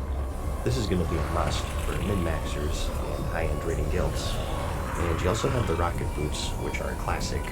These of course give you a really good speed boost, lasting for 20 seconds. The Death Ray Trinket is another popular choice, requiring a decent cast time, but delivering some big bursts. It's more used for PvP, since it's all about that burst. The only downside being that it does drain some of your life. Most of these gadgets do have their downsides, because they can fail in spectacular ways. The boots can give you a fear effect. The Mind Control Cap can reverse, like I mentioned. The belt can banish you for 20 seconds, and so on. Another downside is that a lot of this stuff is equipped, meaning that you have to forego your normal equipment and lose some vital stats. But you can also make a teleporter to Gadget Sand as an Gnomish engineer. With traveling being so time-consuming in Classic, stuff like this is going to be all the more valuable, so this is going to be a must if you decide to go Gnome. A benefit of this is that it's pretty close to Silithus, so it's a big time saver when the guilds of Ahn'Qiraj open up. And as for Goblin engineering, as I said, these guys specialize in bombs. They also get some rocket Hostile boots, sighted which are inbound on our arguably base. worse than the gnomish ones, because if they fail, they break, and you have to craft new ones all over again. There was a bug that you can use to bypass this, but since they said it was classic related to these exploits, I would have counted this into the game. Their helmet is the rocket helmet, which is basically a charge and a 30-second disorient and a little stun to yourself. You saw this all the time in the old PvP videos, and it's going to be a lot of people's main reason for going Goblin. Goblin engineers get the Everlook teleporter, which brings you all the way to Winterspring. Not as useful in my opinion than the Gadget Sam one, since there aren't any raids nearby really. It is kind of close to Ashara though, which holds Azurgos, and with Winterspring being a higher level zone than Tanris, it's also a better spot for high level herbs and mining nodes and whatnot, so maybe a bit faster for farming. But another popular item of theirs is the Goblin Sapper Charge, which deals some damage to yourself, but also to everything around you. 450 to 750 in fact, which is quite a lot, and with a 5-minute cooldown. You may be hollering that this is imbalanced, and that engineers have an obvious edge here, but again, it's just part of the game before everything had to be 100% balanced with each other. Those of you who've been paying close attention may have noticed that while these recipes require certain specializations to learn, most don't require them to use. You can switch specializations in Classic, either by relearning it entirely, or by using a special book that was introduced in patch 1.10. So some people, if they choose, can make these gnome or goblish-only trinkets or items, and then switch to the opposite specialization. This is kind of getting out of the scope of the video though. Like I said, I just wanted to cover the basics, and if I keep going, I'll keep you here for like 3 hours, so let's move on. All of this is to say though, engineering has just amazing potential in Classic due to the unregulated nature of the game back then. It's going to be quite a popular choice for both PvE and PvP, and the only downside really is their gold-making potential. It isn't hopeless, but you can do a lot better with other professions, I feel. Engineering, when I played it back then, was always just a gold sink rather than an earner, because you constantly have to make these bombs as you use them up, and a lot of the items that you make require engineering to use, which hurts the demand. We're about to have company. There's not much point in buying engineer stuff if you can just make it yourself. For the most part anyways, there are some exceptions. I think that a majority of people will go gnome, in which case the Sapper Charge will be a good earner, since it can make it themselves. Remember, you can switch from gnome to goblin after you make your gadgets and get the best of both worlds, but not everyone is going to know about that. And engineers can also make the best fishing lure in the game, which you need for high level fishing, and they can also make the salt shaker, which is required for leather workers to make one of the crafting materials. We're moving out now. So again, another great profession, and I have a lot more to say, but I spent way too much time on this one already. There are plenty more handy gadgets that I haven't mentioned, but I'll just have a link to them in the description, so you can go through that yourself. This is about the halfway point, so I'll probably call it a video right here. I saved enchanting, leveling, and all of the secondary professions to cover and find this in the links for each class, but we'll continue that in part 2, and have a link in the description whenever it's finished. Sorry to cut you off, but I kind of need a break here. This is quite the lengthy subject, and I still want to be fairly thorough, so I prefer having 2 parts. Regardless though, I think the audio feel helpful so far. Like it if you liked it, and we'll see you in the next one. Our Peace. forces are under attack. Our allies are in combat. Farewell for now, mortals. We hope you enjoyed today's video. See you again soon. Our forces have met the enemy in combat.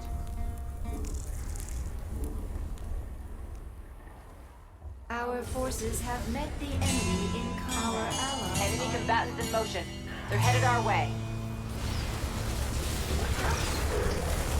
Our allies. Hey guys, what's up? Mad Season here, back with another video for you.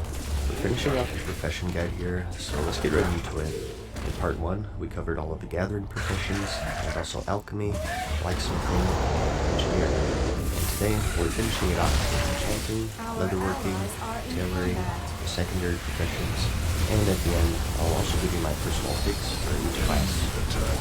Starting out here though, let's talk about enchanters. Enchanters look up your gear with stat boosts and weapon procs. Today is just bring some weapons pretty much, but in Classic, you'll find that you have a plethora of different slots that you can enchant your gear with. Cloak, your chest, bracers, gloves, Looks like we've boots, saved the day. your shield, and weapons are all enchantable with a variety of ones. And even what you enchant is much more diverse, not just main stats like agility or strength, but also things such as spell power, increased mana, Our healing forces power, are mana under regeneration, defense skill, dodge chance, elemental resistances. Remember, it's ridiculous how many enchants there are, and you'll make a lot of friends if you go to the trouble of tracking down all of the rare patterns, and of course, copious amounts of gold. The only guy I knew who hit the gold cap back in vanilla, which I believe was 214,000, was an enchanter. He was sort of the extreme because he was in the #1 guild for a faction. This was back when enchanting patterns dropped off of high-level raid bosses. Particularly, you'll find a bunch in the AQ40 raid when that unlocks. So at the time, the supply was very limited, and for those who know basic economics, know that having a monopoly equates to tons of gold.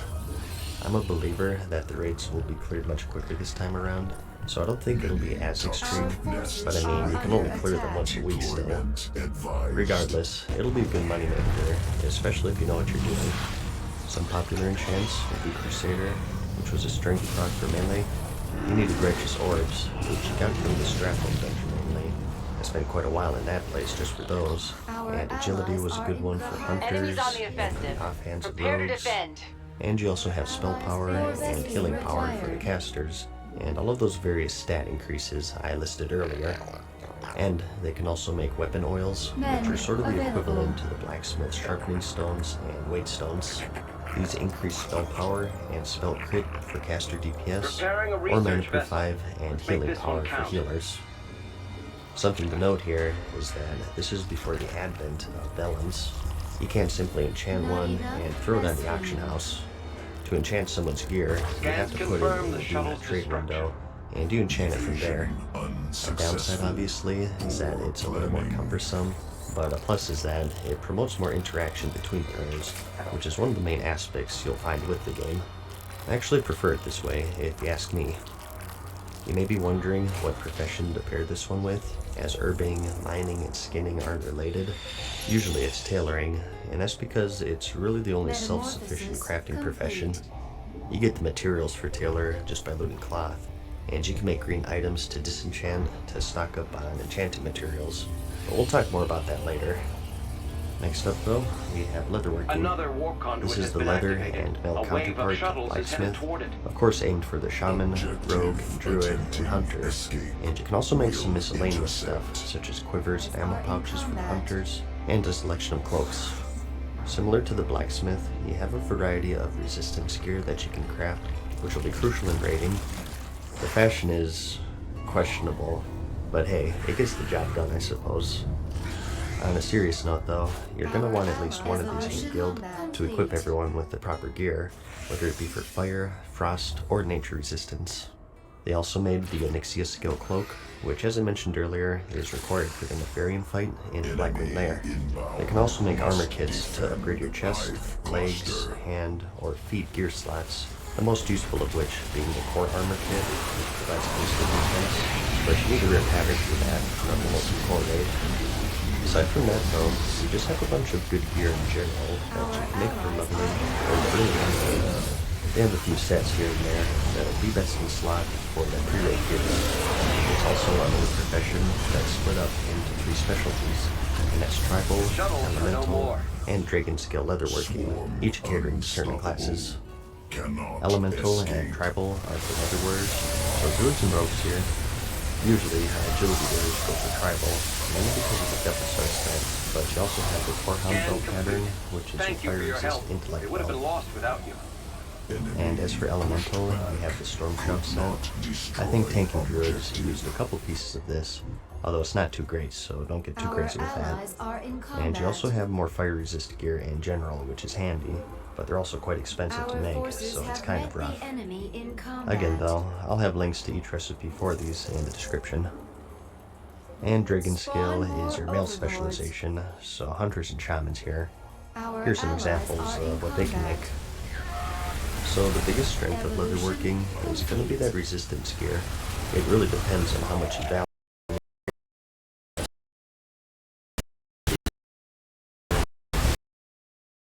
Better rates come out, that balance is going to shift more and more away from these free-rate items. Although that's not entirely true, as there are some patterns to be released at certain rates. As for gold making, just the gear in general is going to be your moneymaker. As I mentioned, they have certain items that are early best in slot for certain classes. One of their more powerful ones being the Devil Sword 2-piece set, which I showed in the travel section. I remember that rogues always wanted this before stepping into raiding. And you also have that core armor kit that I mentioned earlier. Now the pattern for this isn't easy.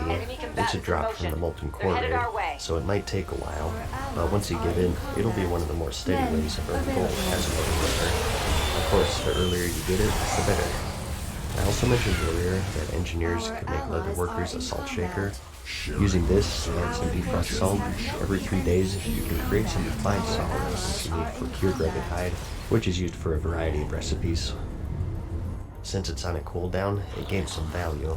So it's another thing you can just pop once every 3 days for some easy gold. One of the ultimate lazy man methods would be to have a bunch of alchemists and leatherworkers and have just one character's herbing and alchemy to feed yourself materials to level all of it, and just keep spamming these cooldowns for some near passive gold. It is easier said than done since leveling is so time consuming in Classic, but hey, there it is.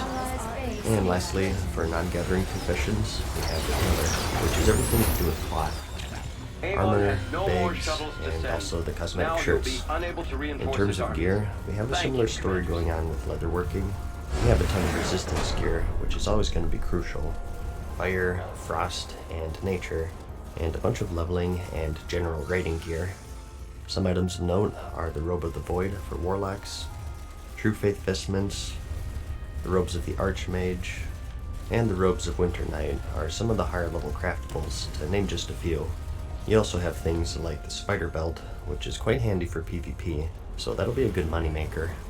The main difference this time is that tailoring doesn't have any sort of specialization to spec into, which sets it apart from blacksmithing and leatherworking. So a little less depth, I think, but also more freedom since you can learn every single pattern. It just depends on your perspective, I guess. They also, of course, make bags, which are always in high demand. We did get some profession bags in vanilla, such as the herb satchels and enchanting bags and whatnot, and even soul shard bags for the warlocks, but also the normal bags, obviously. Your biggest one being the bottomless bag, which requires a rare pattern and a ton of materials, but again, if you can get the pattern, you're all set. As for gold making, the bag market is going to be your most steady source of income. Certain pieces of gear will be in higher demand than others, especially in the pre-raid gearing. And as these raids release, you can bet on resistance gear always seeing a surge in activity. And they do also have a cooldown mechanic like alchemists and leatherworkers. This time, it's mooncloth. Every 4 days, you can purify 2 fell cloths into 1 mooncloth, and this is used for a variety of high-level gear, and also that bottomless bag that I mentioned earlier. So another good choice for the lazy man's way of earning gold. The only caveat here is that you can only craft it at these moon wells, which are located throughout the world. Not as hardcore as the alchemy lab though, since it's all outdoor content, so it's all soloable. And lastly for this video, I'd like to cover the secondary professions. These are professions that everyone can and should get. You don't need to choose between these or anything else, and there are no downsides to learning them, and that's cooking, fishing, and first aid. Talking about cooking and fishing here first, these really go hand in hand. Cooking was pretty much designed to be leveled from fishing, so you definitely want to have both of these. For fishing, you fish. It's pretty self-explanatory. In Classic, it's more time consuming. Over the years, they've sped up fishing. In Classic, you'll find that your cast bar moves much more slowly, so it requires a lot more patience. But it's also important because, like I said, you use it to level cooking, and there are also some fish that you need for alchemy, so if you took that profession, that's all the more reason to learn and level this. And there's also the Stranglethorn Veil. Lisa, let's talk some more. I'm a Dark Angel. Look at my butt. Excuse me. Hey, Annalisa. Hey, what do you say we jet on over to the trampoline? The school's got a trampoline? Yeah, and also it's a school policy that if 2 people are using the trampoline, the worst jumper has to take more and more clothes off. Yep. Midler passed that one through right before he left for the Galapagos. Jesus! What a reccione! Okay, fine. Whoa, alright. Trampoline games, the next big fad to hit the nation. If you're good enough, Annalisa just might bounce right into your arms. Don't lose too much clothing though, or she'll dump you like a moldy lump of mozzarella. Cool, let's do it. Are you gonna fucking... I'm gonna rock this, dude, you kidding? Oh, go. Oh, sorry. Wow. I forgot to use the directional pad. Not bad. Whoa. Damn. I need a target. Great. I don't know why I'm surprised. You guys got a body like a fucking egg.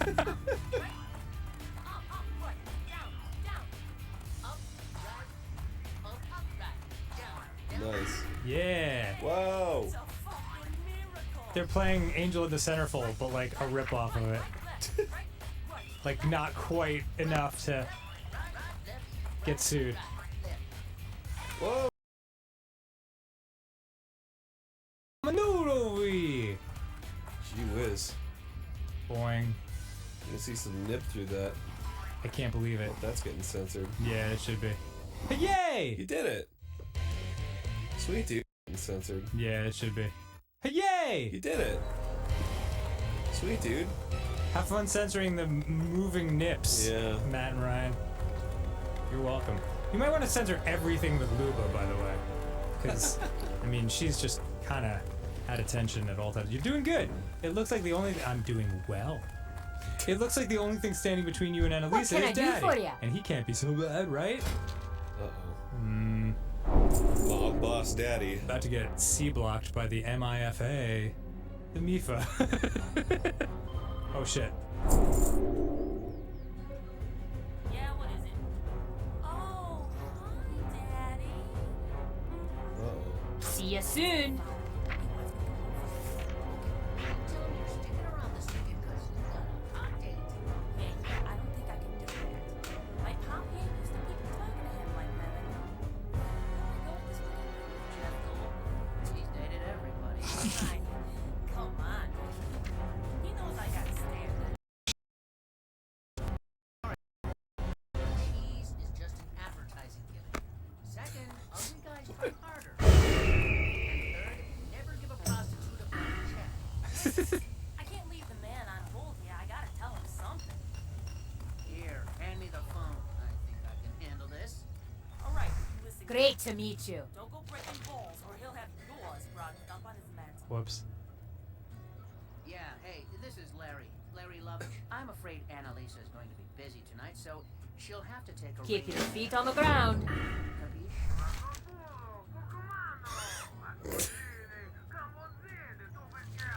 Well, I'm sorry you feel that way, sir. Can I suggest maybe, I don't know, sticking your thumb up your ass? Yes, I know what a car crusher is. Why? Oh, I see. Oh, and you're on campus right now. I see. Put your top on. No, I wasn't talking to your daughter, sir. I swear, I never laid a hand on her.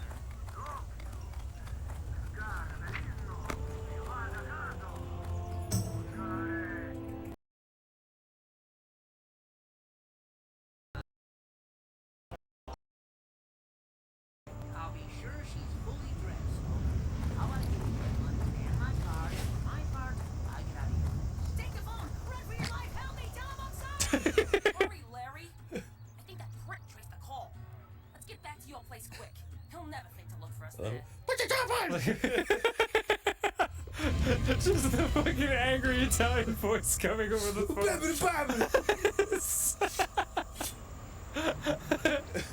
It's really funny. Looks like you're about to be on the receiving end of an old-fashioned Sicilian beating, courtesy of the goons on Mr. Gambazzini's payroll. Oh man. Get Larry to the exit safely before time runs out. Oh shit, here we go. Let's go. Go, go, go, go, go, go, go. This is ridiculous. Oh shit, they're gonna beat. Hey, mamma mia! Hey, oh! Hey, oh, what's the matter, you? Hey, oh!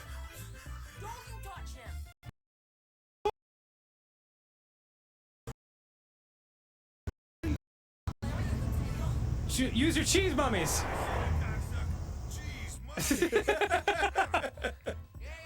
Oh, I got you with a baseball bat. Cheese mummies! That's fucking so. I fucking love a cheese of mummy. Hey, oh! Alright, let's try that one more time. Here we go. Boom, boom, boom, boom. Nice going for you. It's a fucking president there, yo. Mama fucking me, hey.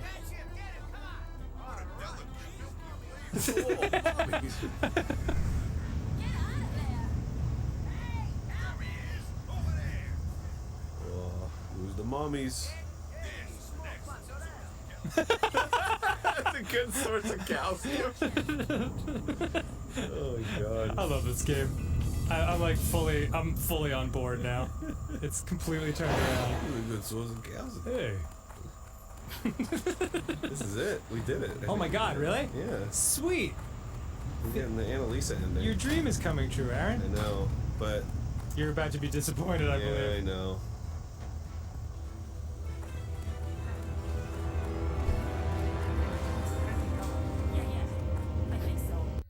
Good, good. So, how about a little mood music? This is Dr. Smooth Lovin' interrupting our broadcast with a special suggestion to K-Love Studio. Larry Lovitch, this is a message from Caroline Gambazzini. I recently acquisitioned every radio station and television network in the state to let you know that wherever you are, wherever you go, I will find you, and when I do, I will bring you fucking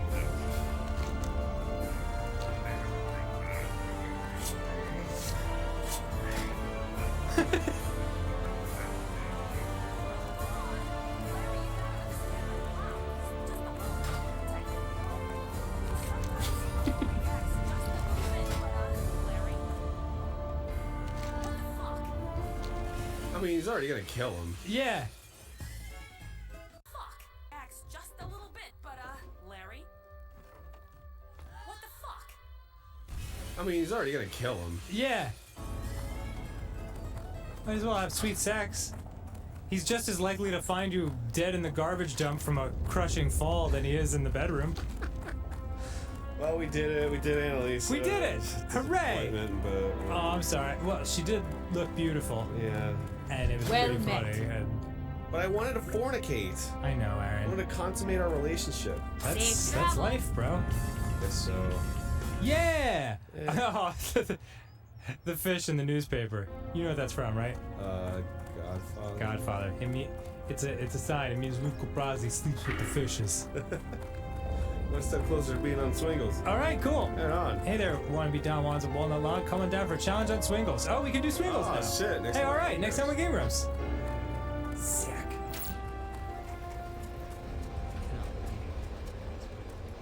It makes me so happy. Okay, me too. Let's cross the streams. Hey, I'm Grumps. I'm not so Grump. And we're the Game Grumps. Welcome back to Game Grumps. Wanna be Don Juan's of Walnut Log? Come on down for a challenge on Swingles. Oh, I forgot to turn the fan on. Oh, god damn it. I was so excited. I was excited too. Get back to playing Game Grumps. I didn't even fucking feel I'll run to Swingles. I'll run to Swingles while you're out. What? Swingles is this way. Here I go. Ask my permission to see if I wanted to do that. No, you couldn't do it. Okay, well, so I wanted to do it. It's no big deal. I like the squirrels that they run away like super fast, like no.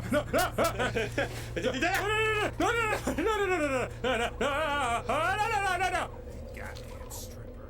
Dude, when I was in Oh, I'm too sober. That's right. when I was in Minneapolis. Oh wait, hold on. Hold that thought. Fucking God. You want to trash your fucking lights? There we go. Why are you trashing my fucking seat? Okay. When I was in Minneapolis, they had black squirrels. Ooh, yeah, I've seen those. I saw those in Princeton, New Jersey.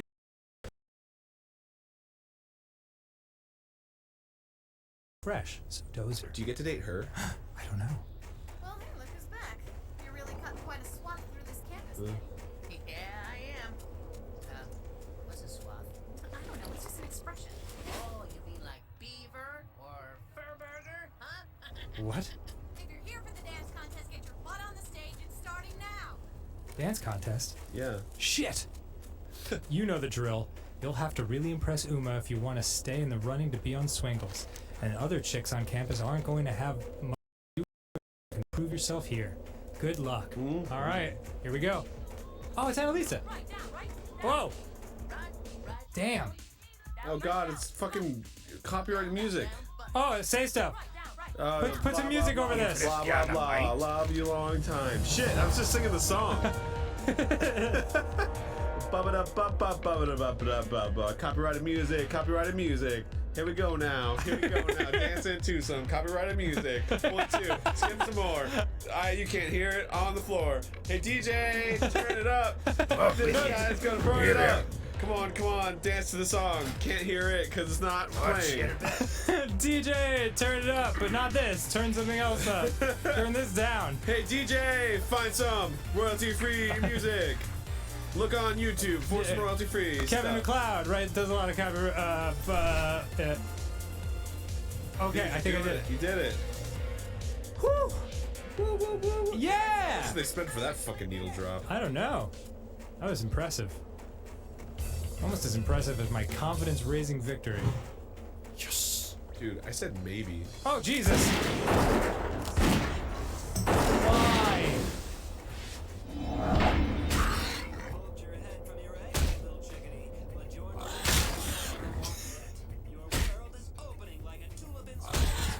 Fucking nightmare.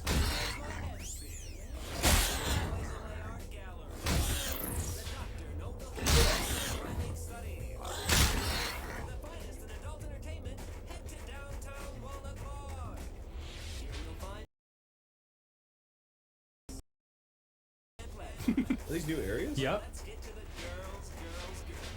God, how long is this game? I don't know.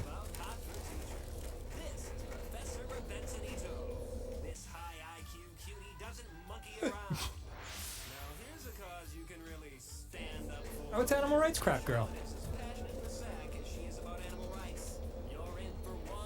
Courtney? Yay! What's on your mind?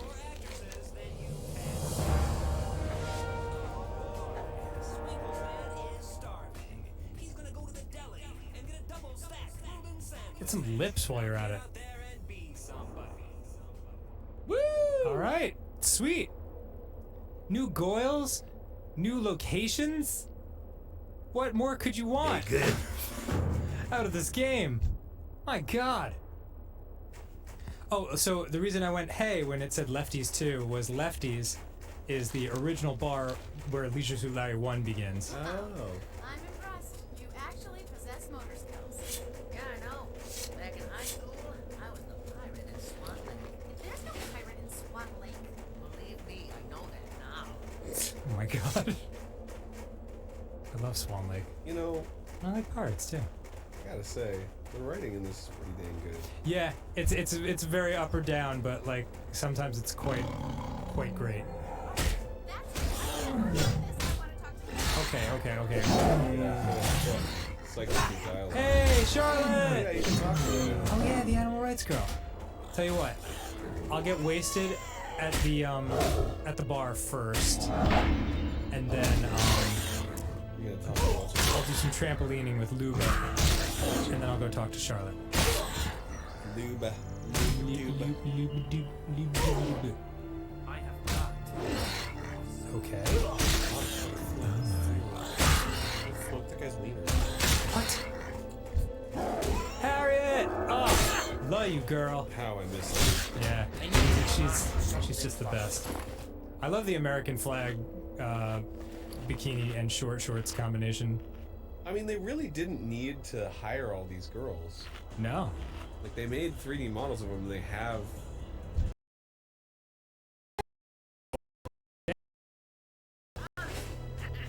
You got $28. Damn that cheating woman. Damn. Immediate drop. Wow, alright, fuck it, let's do it.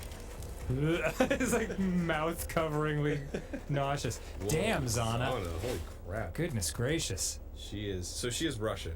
Yes. That's, or at least part of the Soviet Union. But that's not a Russian outfit she's wearing, is it? How are you? No, it looks more like German or Danish or something. To me, I could be very wrong. Boy, I can't walk that fast actually. Gonna have to. Do you know where she is? Yeah, she's by the trampoline. Oh, yeah. She's waiting for you there. Yeah. Gotcha. Make cabs. Who has the trampoline? Oh wow, she's got the silencer on the machine gun. Awesome. I'm gonna kill ya. But she'll never know about it. I'm gonna shoot you in the butt. Right in that butt of yours. While you look at my butt. Fantastic, man. A lot of butt action going on. Butt stuff. Looking at butts, shooting butts. All kinds of butt stuff. Here we go. I do. You have short hair though. Wow. I bet she. Cover those up, please. Follow your opponent's lead by pressing the proper button sequence at the appropriate time. Okay, here we go. Oh no, more copyrighted music. Blah blah blah. Yakety yak. Don't talk back in the sack. That's not. My name's Jack, and I'll talk back if I want to. Grab a snack. Keep going. Keep going. I don't lack presents in the sack, because I said sack already, and I said it again. Son of a bitch. My favorite man is Pac. My favorite man is Pac. God damn it, I had it perfect until then. Yo, this mini game is whack. Look at her crack. I will. Damn. The ass you are is Jack. La la la la la la la. Look at that penny stack.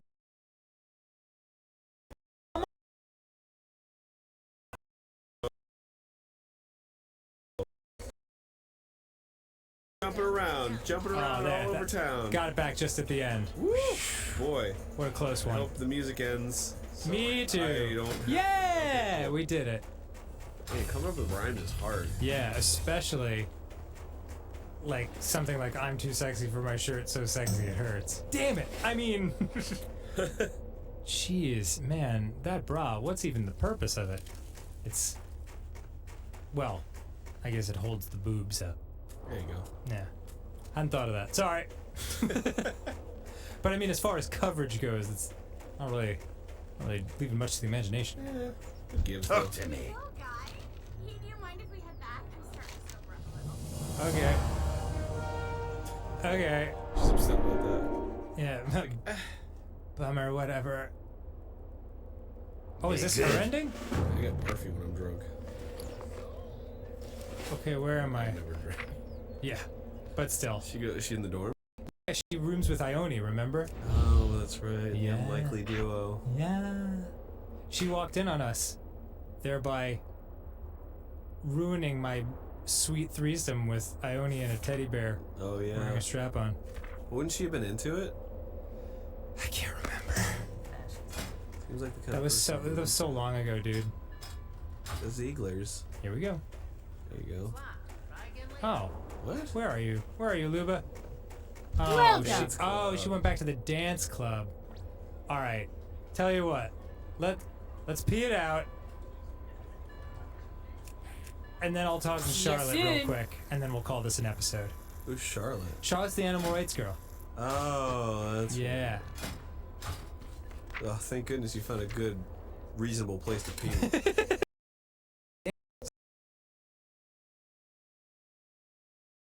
Come true. I know. Do you like the real one as well?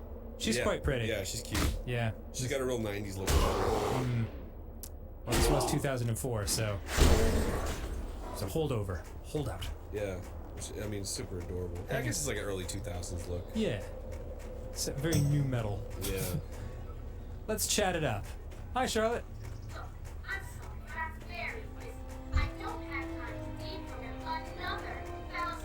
Oh, weird. I guess I can't talk to her yet. Alright. Sorry. What's on your mind? Yeah. Sweetwater pimpin'. Hey, man, hustle me up some bitches. The bitches be at the crappy streets. Oh boy, this game. Oh, the Sweet Lou thing. Snap some cheesecake shot of Sweet Lou for the commissar. Get your ass to Plaidmart. Oh, the whole new area that opened up. Yeah. Alright. Or you can talk to Zana again. Well, yeah, you know what? Since this is the last time we'll play this for a couple weeks, because we're about to go to Europe for the Game Grumps tour. The Game Grumps live tour. Even though the Ready Player 3 live tour. That's right. With our sweet friend Jacksepticeye. Man, look at me. I'll talk to Luba one more time. See if we can close this out. Oh, but man, I have to go and pee. Yeah, you gotta get drunk. Yeah, it's cool. It's okay. Damn that cheating woman. God, he is just a hustler. Yeah, it's the worst. What is so early. Get that early, bro. Hey, friend. Worm. Great. Okay. I feel like somebody could make like a techno remix of that. Do you want me to kick your ass? Your ass, your ass, your ass, your ass, your ass, your ass. Do you want me to kick your ass? Your ass, your ass, your ass, your ass. I love it. The system is now. Too sober? Yep. Alright. You're too sober, Dr. No, let me talk to the barman, Chet. How'd I get this bruise? How'd I get this bruise? Alright. Time to belly up to the bar and try again. She let you have a bounce on the trampoline, but that's a start, right? You know what they say. If at first you don't succeed, try again. Here we go. Whoa! Hey, there's my little hooch-hound. How's it going? Oh, hey, Larry. Not bad, just a little tired. This guy I slept with last night had an incredibly huge cock. Not to mention the stamina of a wolf, so my jaw is sort of a cock. Other than that, Woof. how are you? Fine. I was just. I can't equip that. I mean, I've seen ones that were longer. Just barely. Pups. Technically, the biggest piece of karate I'd have ever pulled down. And it's not just a river. He knew how to eat things in and Oh out. boy. He was hung like a giraffe. You want to see the alright? Yeah. I mean. I was actually hoping maybe we could get together, right? I guess. And this guy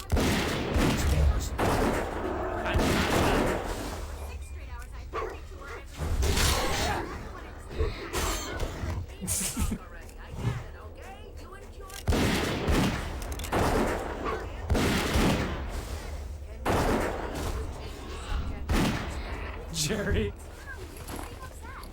Yeah, I was all excited about tonight, hoping you'd be here. I'm sorry, Harry. Harry. I tend to forget how guys fall for me. I remember this one time I met this really amazing guy at my cousin's funeral. He had balls the size of grapefruits. Oh, they smell horrible. You're doing it again! Look, normally I pay to hear this kind of stuff, but I've had enough for today. Who needs some oversized sex machine to keep them happy anyways, huh? I mean, once the sex gets boring, what do you have to talk about, huh? Now with me, you get all kinds of stimulating conversation. Did you ever collect coins? I have the solution. This isn't gonna work. If there's gonna be this sexual tension between us, I think maybe it'd be better if we just... We can be friends. I swear I am not Dude, chill. I was gonna say we should just have sex. Pity sex. Yes. Thank you. So you do feel something for me. Well, let's go back to my place. I've got the perfect mixtape. Now I'm not like this. I'm really kind of shy. Yeah, okay, whatever. Can we do a doggy style? Oh fuck. Oh, this is perfect. You're like. I gotta hit this next one. You know that? It's It's like I'm living in a porno. Yes. What do we do? Yeah. How do we start? Not so fast, dude. I'm gonna need lots and lots of alcohol. Beer's not gonna cut it. I need something stronger. You make me a drink and hurry before I change my mind. You got it. I am friggin' wasted. Oh my god. Oh, you gotta make her a drink now, I guess. Okay. It's fine. No problem. Use your skills. Alright. Your skills of an artist. Next time our game goes. Yeah, next time. We'll have a good time. See you later. Alligator. I'm gonna urinate on this person. Hey, I'm Grumps. I'm not so Grump. And we're the Game Grumps. Hey, welcome back to Game Grumps.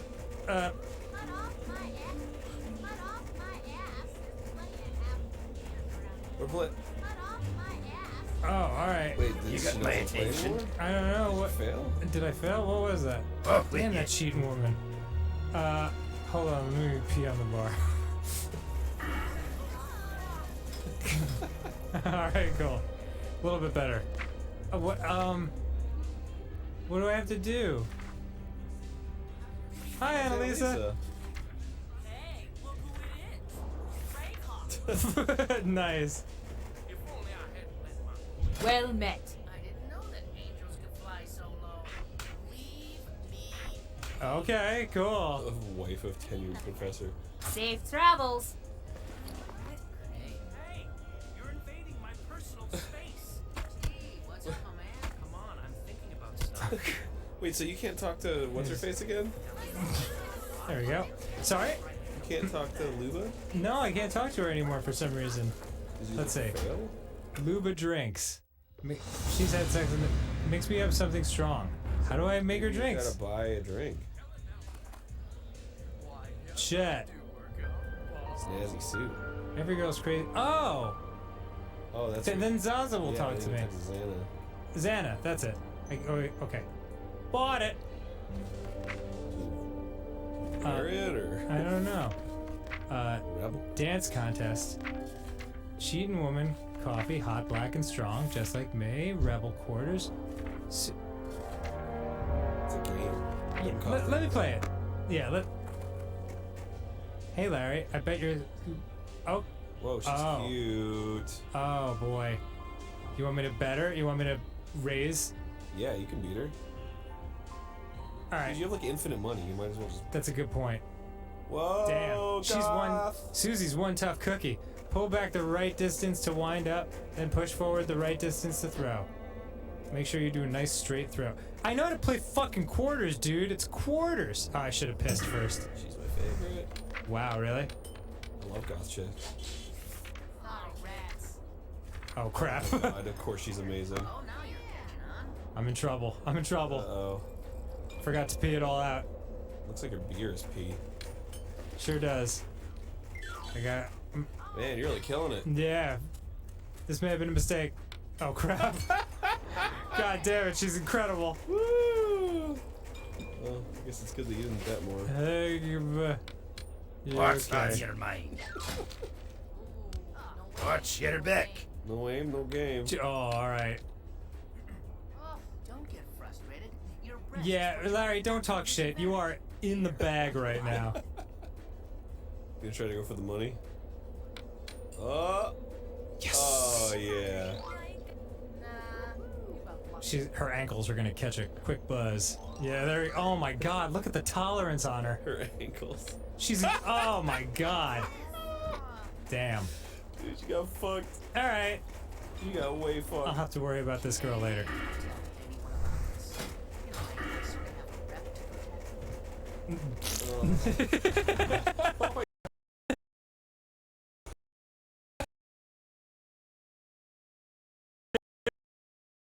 Conscious.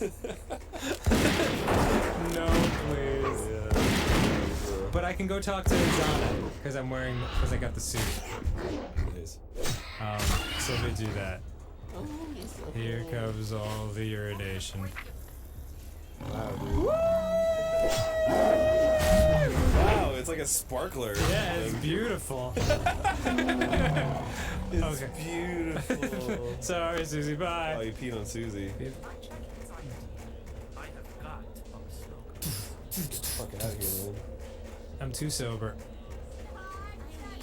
I love how Alright. they still call her this girl. Yeah. You're too sober for this girl. Oh, there's the drink station. There you go. There you go. This is a woman who knows her alcohol. As a button appears, hit it before it goes away. Okay. 5 or fewer mistakes. Here we go. You gotta tell a story. My mother picked the very best one, and it was not me. Not a story. Not a story. Okay. George had a store in New York. One day, he decided, I'm going to try to sell something other than what I sell typically, which is drugs. He wanted to sell something else. He decided the drug life was to no one calls it the drug life, dude. Law-breaky Okay. for his tastes. That is what everyone calls that, though. Because his Law-breaky. mom taught him better than to break the law and sell drugs. So he decided instead to sell milk and eggs. And he did okay for himself. Perfect. I perfected it. Sweet, dude. Yes! And I perfected that story. You did. Yes! Thanks. Thanks for doing that, man. Fucking killed it. And kill those drinks. Okay. My god. Alright. I'm still too sober for her, aren't I? God damn it. I had to pee, didn't I? I just had to pee. Yeah, and you peed on Susie, too, my I favorite did. girl. I'm sorry. Oh, I can drink 2 beers. That'll do it. 1 and 2. Fuck you. Go ahead. Hi, Luba. I got wasted for you. Oh, is this it? Yep.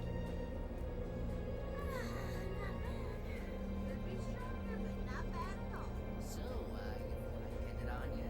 Oh, hell no. Give me a while for this drink to hit me. Besides, this party rocks.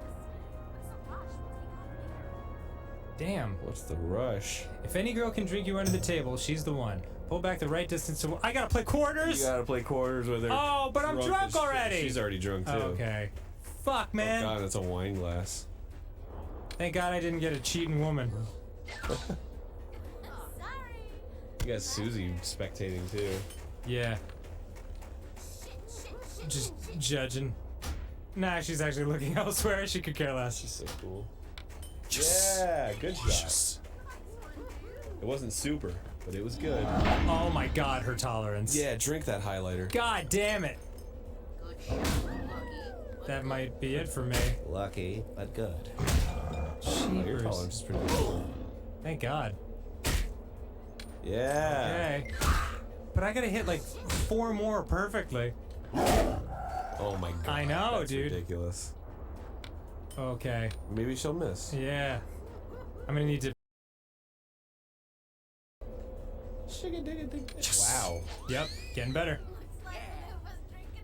Drinking again.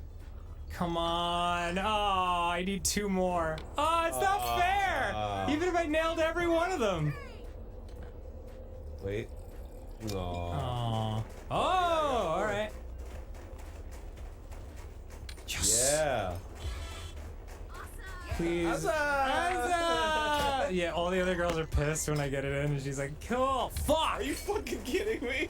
God damn it. She's incredible at this. Oh, man. You know, you practice by yourself for months on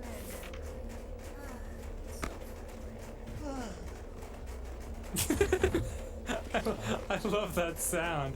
Dead Man Larry. All right. Gonna do it again. Yeah, gotta do it again. But maybe it won't be drunk at all. Peeing it down, peeing it down, pee peeing under it the down. table. Oh, that's much better than I was. Just stare Susie in the eye. Yeah. Okay, cool. Much better. Fuck! Alright. You suck! Thanks, babe. Okay. What if it just flicked back into her face? I know. Dang. Oh my God. I'm trying. You play better drunk. Yeah. Alright. Harness the chi. Oh. Fuck, I thought that was in. Damn, I screwed up twice. It's hilarious. Dang it. Is this game even playable? It seems like impossible. It's not the best. I mean, like in real life. Oh. Whoa. Damn. I do not know. I mean, I guess people must play it. Oh my god. That was like 3 pixels. I know. It's okay. I'm still in better shape than I was before. Oh. Dang, dude. Left aim error, dude. No, okay. Yeah.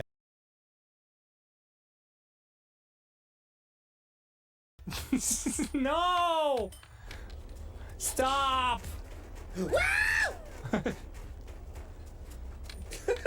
Oh my god. So ridiculous. I'm supposed to throw it. Calm the fuck up. I feel like I'm doing the exact same thing every time. And sometimes it goes in and yeah, alright. Your breast puts you at a natural disadvantage. Okay.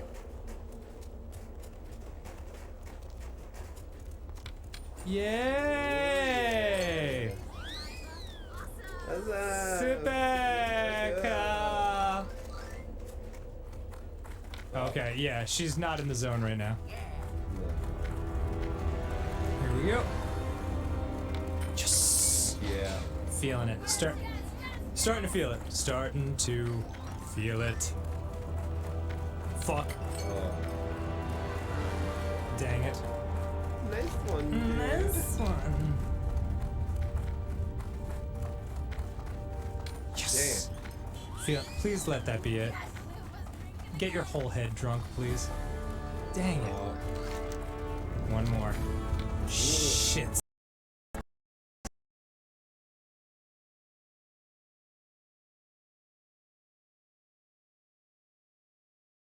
Okay. Yeah, Luma was a lot of work for being the easy road. No, dude! Fuck, man. You gotta do it again? Alright.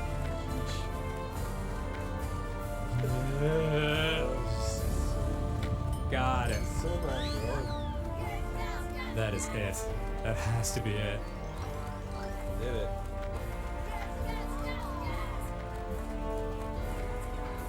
What's on your mind? Okay. Stop breathing. I got an idea. Finally, Keep you've your got it feet right on where the you ground. are. What could go wrong now? You have to ask, don't you? Loading what could go wrong. Yeah, seriously. Okay, here we go. Yes, yes, yes! Whoa, whoa!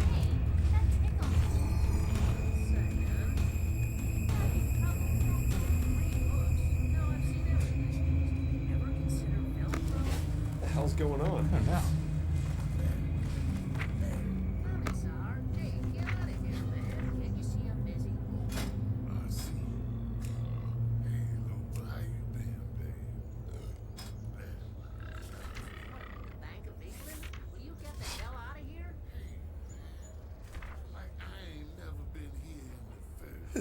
Alright. Check your milk. I know I had some change left over. Hey, what's going on here? Whoa, whoa, whoa. Let me ask you three. Does this look like appropriate campus conduct? We're members of the University 3-man bobsled team. Just getting in some pre-winter practice. Oh, so you're a joker. All right, come on. Tell me something. Fred, can't you see we're trying to fight here? Yes, I do not need to hear that word. It's disrespectful to me, disrespectful to you, and disrespectful to me. Damn. Shoes need a shine or something. You want to disrespect the public safety